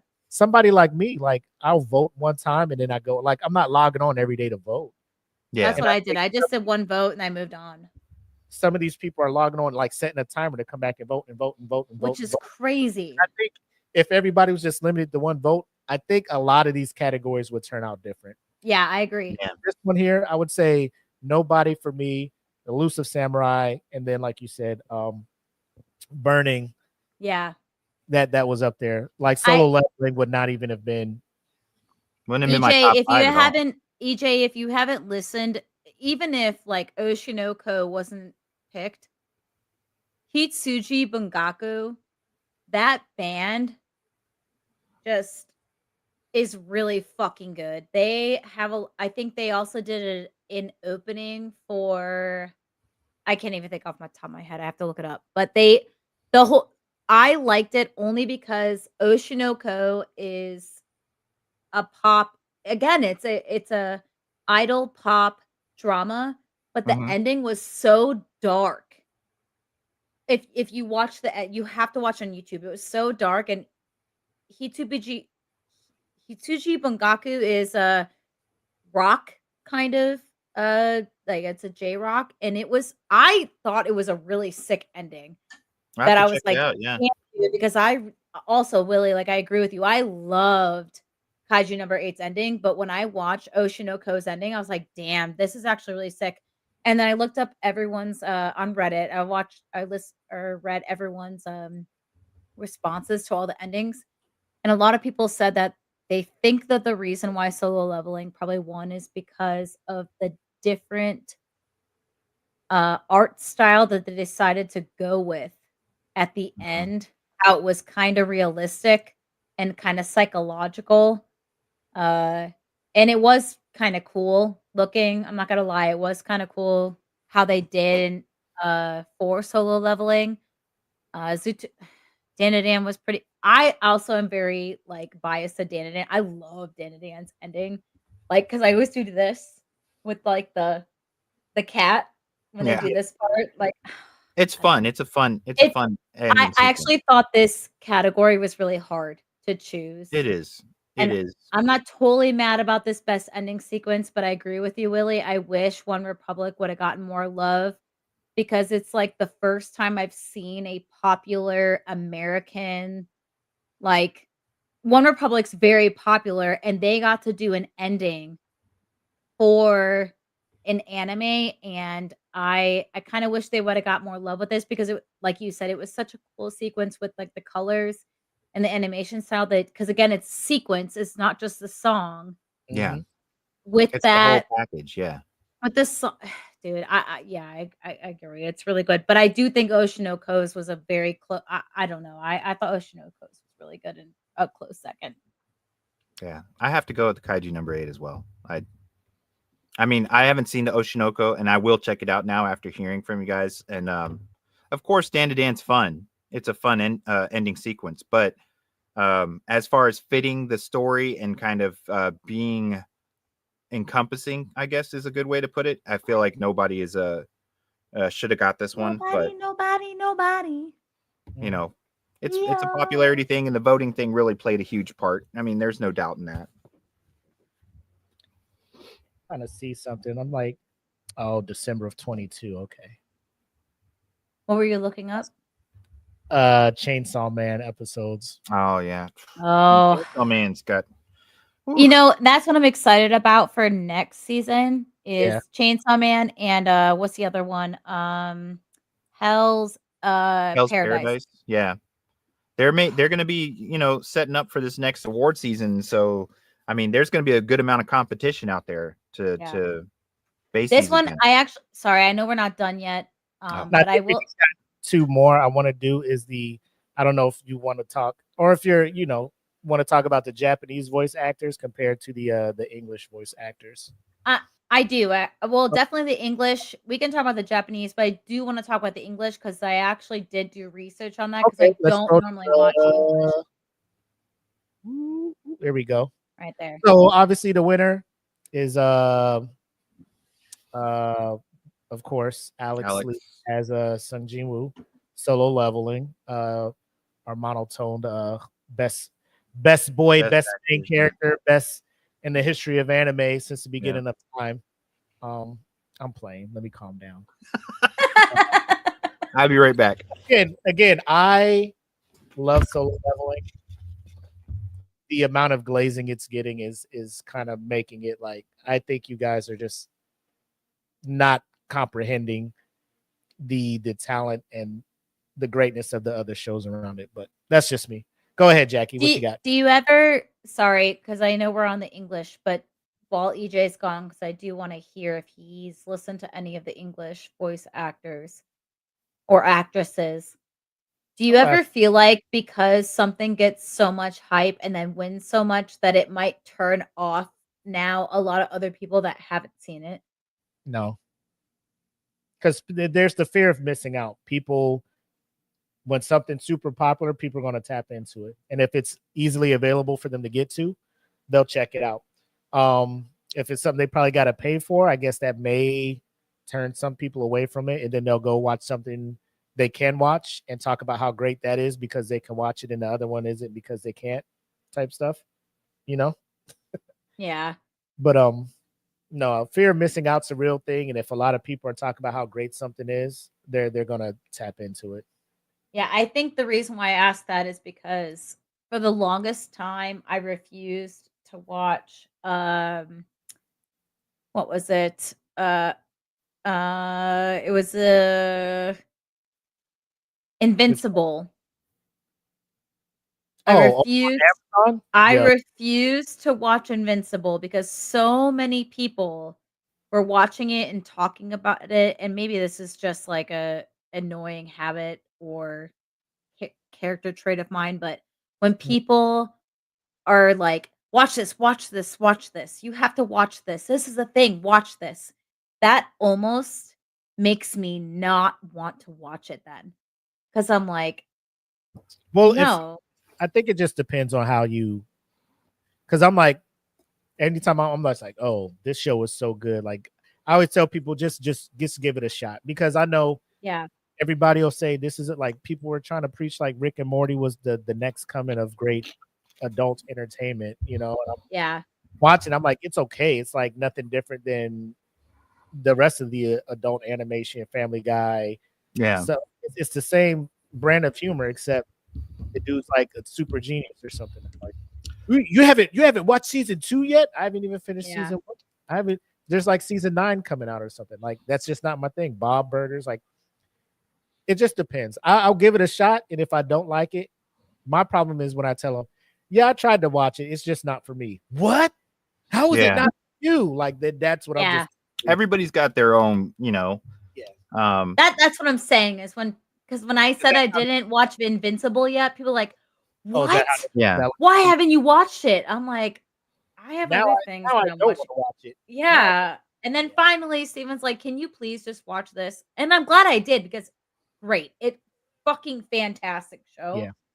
But I just, this is where I get like nervous about when some shows sweep. Is like some people are either on the one end where they're like, oh, I might must have to watch this, or the other people are like, but what about these other ones that were nominees that they didn't talk about, and now they won't watch the thing that people were overhyping? Yeah, that's true. Yeah. That can hurt. I mean, that's the whole thing about these award shows. They can hurt or help, and they can hurt what we get in the future. Because I mean, they're going to mold. The studios are going to mold what they think is the biggest selling or most popular thing and shoot it out, like crazy. And if that's what we're gonna get, if we're gonna keep ranking these in this manner and keep getting like more focus on action and pretty, then we're gonna lose out on stories. And I feel like things like Cutting Edge Hero, Zenshu is mentioned. He mentioned Zenshu could sweep next year. Zenshu is a very cool idea, thing, but are we going to get no more Zenshus and we're just going to get more, carbon copies of Solo Leveling? Yeah. But sorry, EJ, we wanted to wait till you came back. Have you watched any of the English voice actings of any of these shows? Yes. I only did Solo Leveling in English. Oh, nice. So what I want to know then what your thought is, because he was chosen as the I feel like best voice artist. Is he a good voice actor? Absolutely. Was this a good measure of his talent? No. The character has very little opportunities to express that level of emotion what makes you great as a voice actor, or just the range between funny, sad, angry. It's so man, and it's like, okay, why is he the best, or why is this the best performance? Did we get him? I mean, to me, I anchor a lot of these against some of my biggest favorites, like Demon Slayer can get over the top sometimes with some of their emotions, but when they have the moments that are meant to be conveyed in a way, and the voice actor hits the mark perfectly, like to me, Tanjiro does that often. Oh, really? Like, for English? Yeah, I mean, even though sometimes it can be over the top, just the level to which he can convey his feelings when he's reading through his lines, emotion and feeling come with the line. You know what I mean? And then in this, I felt like a lot of it's just basic, like, I'm going to have to switch up to my next level of power. I'm going to have to unleash this next enemy. It's like, okay. It doesn't give the opportunity for me to go, man, that was a stellar performance. Man, he had me there, Yeah. I mean, it was just, it didn't give me those opportunities. It's not a knock on the actor. It's a knock on the script. And for them to select this as it, where, I mean, like when Okrun's sharing how he feels in Demon Slayer, go from a moment where she's picking on him or whatever, and he'll start to say, well, that's okay because you're my only friend or something. And the way the voice actor is able to take the moment from her making fun of him, everyone laughing, and bring it down to where you're like, she goes, oh man, I feel bad. He is genuinely sweet. They are able to convey that in that quick moment of his voice acting going, well, it's okay that you feel that way or you said that because you mean that much to me. You're my only friend. Whoa, you just got me.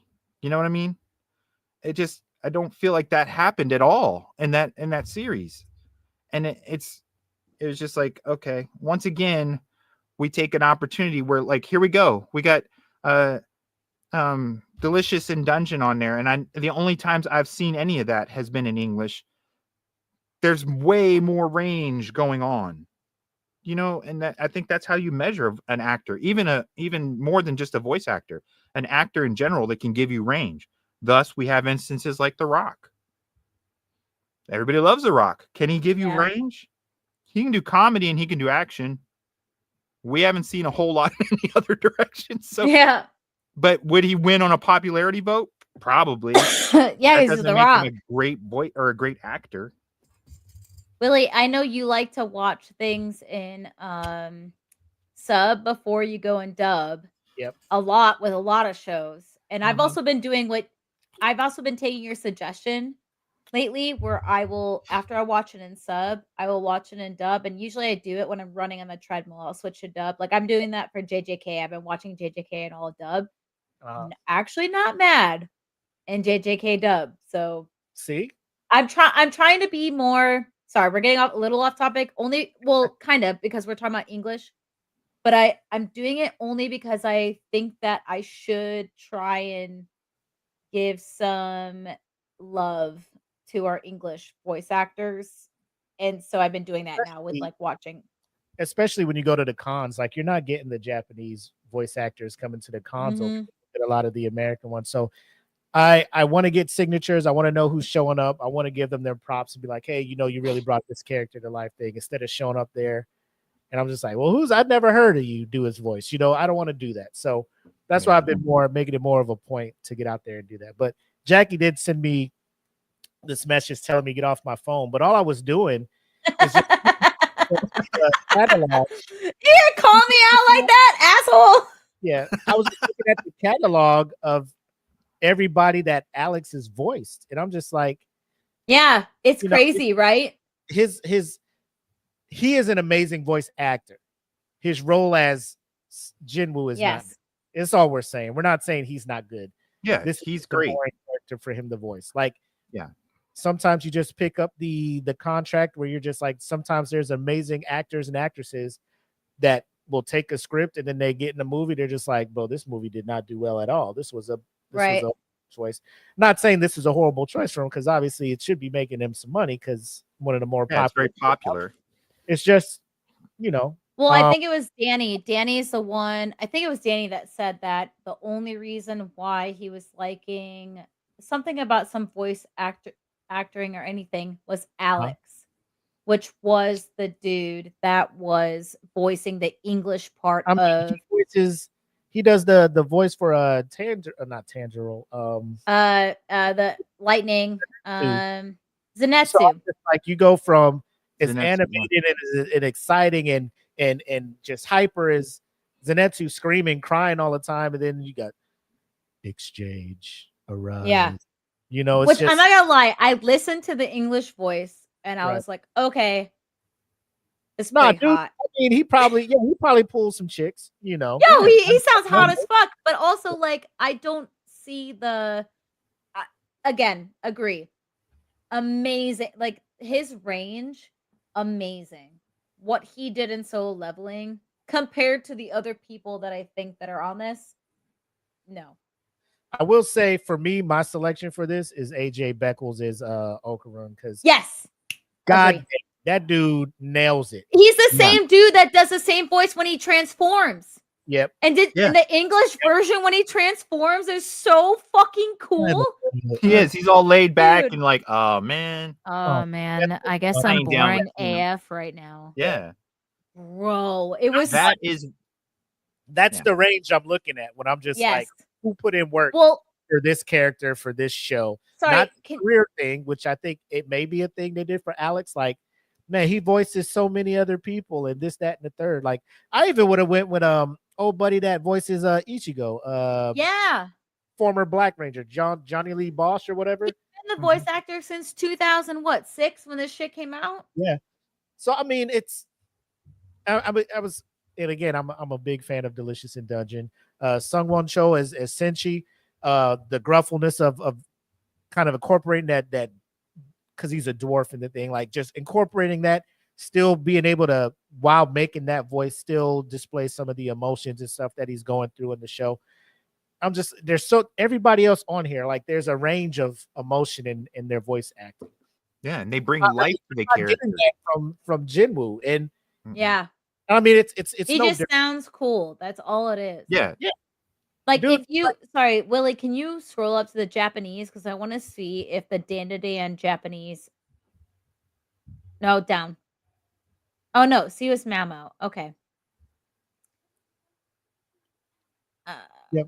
So you got Momo on here from Dan, and then you also got the Japanese actors Okarun, which he did the same thing as the English actor. That's why, like, I love Mamo. I love this show. Love the voice actress for this. However, the fact that the actor of Okarun goes from normal Okarun voice to then switches is the same person when it's not a different actor when he goes into his transformation. It's a totally different voice and it sounds so cool. Mamo doesn't switch. It's the same.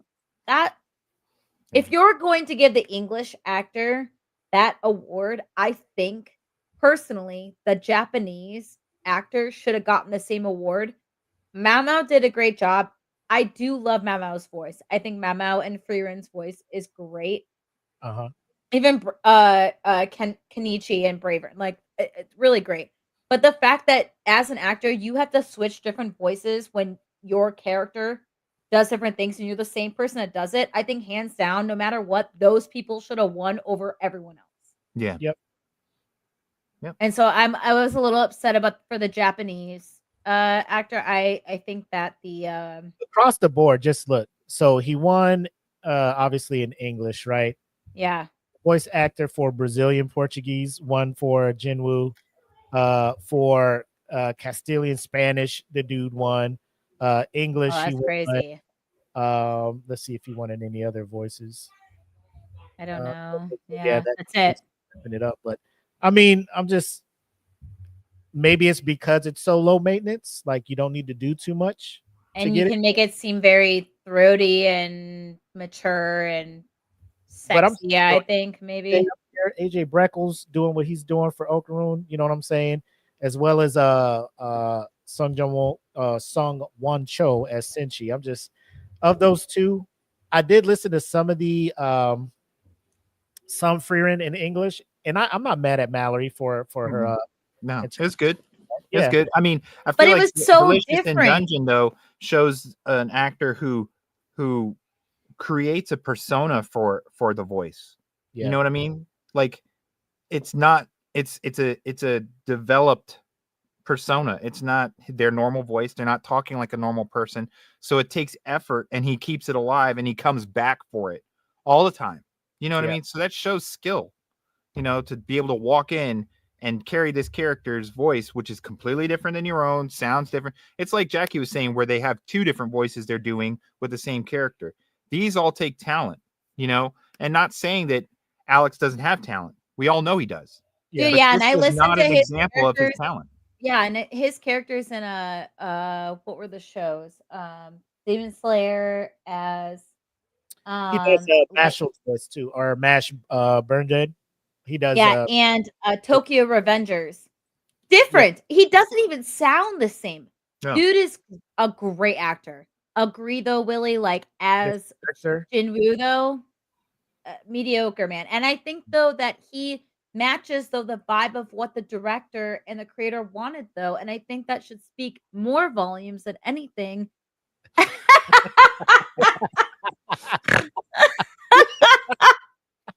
Shout out Danny. It's the alcohol. It's the alcohol, Jackie, thinking of like, I want a mature throaty man.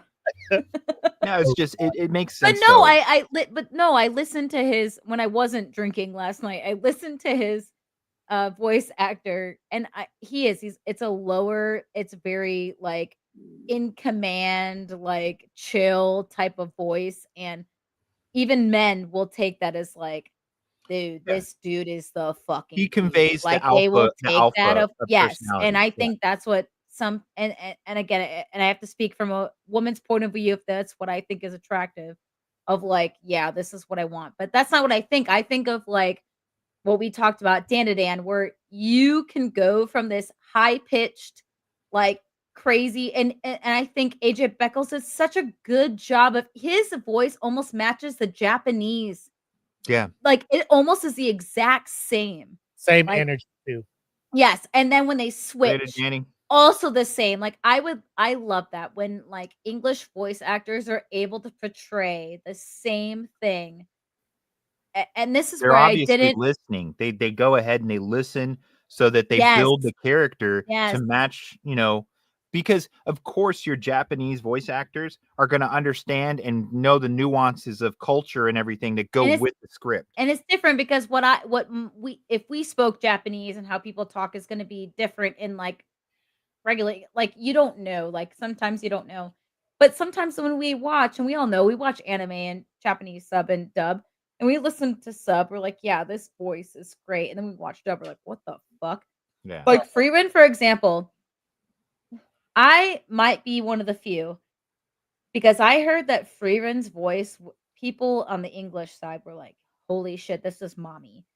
But I hated it. Like her voice actress on the sub, I really liked because it sounded older, but also had a childish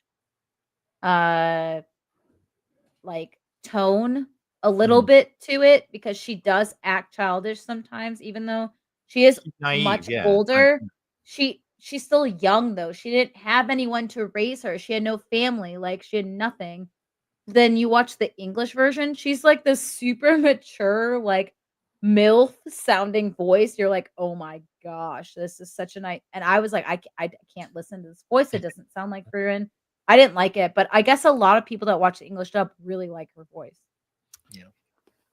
Okay. Yep. Just leave My the whole board thing, in. like I said, it's one of those. I'm looking at range. Like maybe Alex does fit what the director and the writer was thinking. Hey, this is what I want my character to sound like. This is what Jinwoo sounds like. He makes him sound like that. It's not his fault. Hey, this is how we want you to read the Exactly. cool. But what I'm looking at, if I'm gonna give somebody some props and give them an award for voice acting, I went with AJ Beckles. And Yeah. if you look at Agreed. all the characters he's voiced, like he always brings that type of energy to that situation. I'm just like, Just bro, the switch. He's the same person. Like the fact, dude, and like in the very first episode, he's like, shy boy, can't. Yeah. Bro, when I watched that first episode, I died laughing because it actually sounded more funny in the English version than it did the sub. And I'm like, dude, this guy's killing it, man. This Yeah. guy's great. I loved it, man. So great shout Beckles, if you ever watch this, which you might not, but if you do, friend of the podcast. Come by anytime. yeah, please. Come by anytime. So those are pretty much the ones we wanted to hit on. Give us your thoughts. Let us know how you guys feel about them in the comments. All of that amazing stuff. But we'll go ahead and switch back over to our regular scheduled program and wrap up the show. If I can find the video. Ah, here we go. Video. Oh, that We'll do- rhyme. Apologies. You a rapper.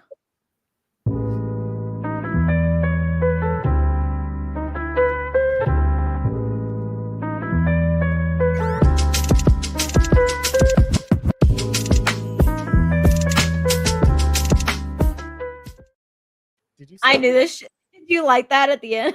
A rapper. You're a rapper. Bro, I was laughing so hard. I was like, I don't know if I should stop laughing when we go back to it or if I should continue laughing because I couldn't stop.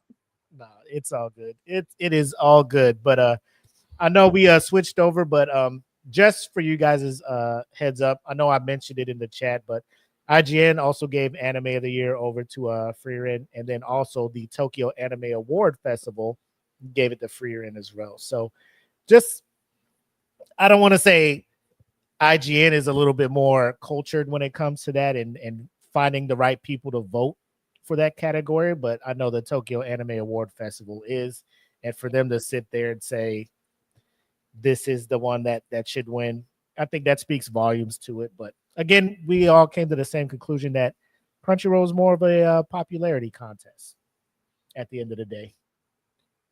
But any parting shots, saved rounds, anything for the crew before we say goodbye? I just want to give one more parting shot to that time we started an anime podcast. I know that was kind of in the middle, but at the end, they did show up. They also were with us as we did a combined podcast together. Yep. Oh my gosh, this was like what, a month ago? Mm-hmm. Yep. Great. With that Great time. episode that came Awesome out, guys. that's already out, part 1. Please, please, please watch it. It was a great time. These guys are freaking awesome. They have great opinions, and the conversation was awesome. Please, please, please tune in. Part 2 is to be determined of when that's going to come out. And thanks, guys, so much for tuning into our show and providing those comments. We love you guys as always, and can't wait to work with you guys in the future. Again. Agreed. Same. So without any other words, shout out to Cutting Edge Hero who stopped by as well. Make sure to check them out. They don't cover anime as in depth as we do, but shout out to Jen who just joined them. She does have a segment where she does talk about some anime news that's out and about. So make sure to check them out as well over on Cutting Edge Hero. And that'll pretty much wrap it up. Expect this obviously is going to be a 2-parter. So we'll kind of divide it and find a good spot to split it between the categories. And we'll probably just put out the single videos of us discussing each category as smaller bites. Also upload those as well, so you can just get straight to the video or this category you want to hear. and listen to our thoughts about it, and also share your opinions in the comments as well. Outside of that, this has been an amazing show. We were going to have some other topics to talk about, but once these award things came out, we were like, gotta touch on it. Yeah, gotta touch on it. Yeah.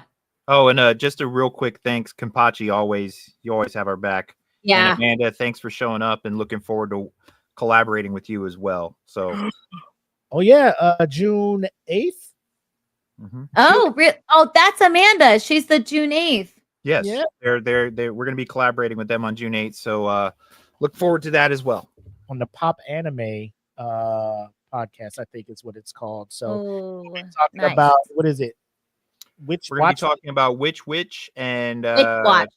To Be Hero X. So, Yeah. or Witch Watch. I'm sorry, Witch Watch. Sorry, Witch. Thinking foods, the like sandwich. Sandwich shop. Yeah. Witch. We're hungry. Yeah, I'm hungry. But Witch Watch and To Be Hero X, which are both very interesting. So we'll be going over that. Indeed. So we'll go ahead and wrap it up. It's been a long show for those that took the ride with us the whole time. We appreciate it. For those who are tapping in later and checking out the episodes as they release, we thank you for your support as well. Check us out over on the YouTube channel. I see we're growing a little bit. Keep it up. We love it. It lets us know that what we're doing is legit. So I don't want to say bye for everybody. So I'll speak for myself. I'm the homie Mac, aka your boy. I'm EJ. Thanks for showing up. Appreciate you. Jack Attack. Yeah. Y'all take care. We'll catch you on the next episode. Peace. Peace.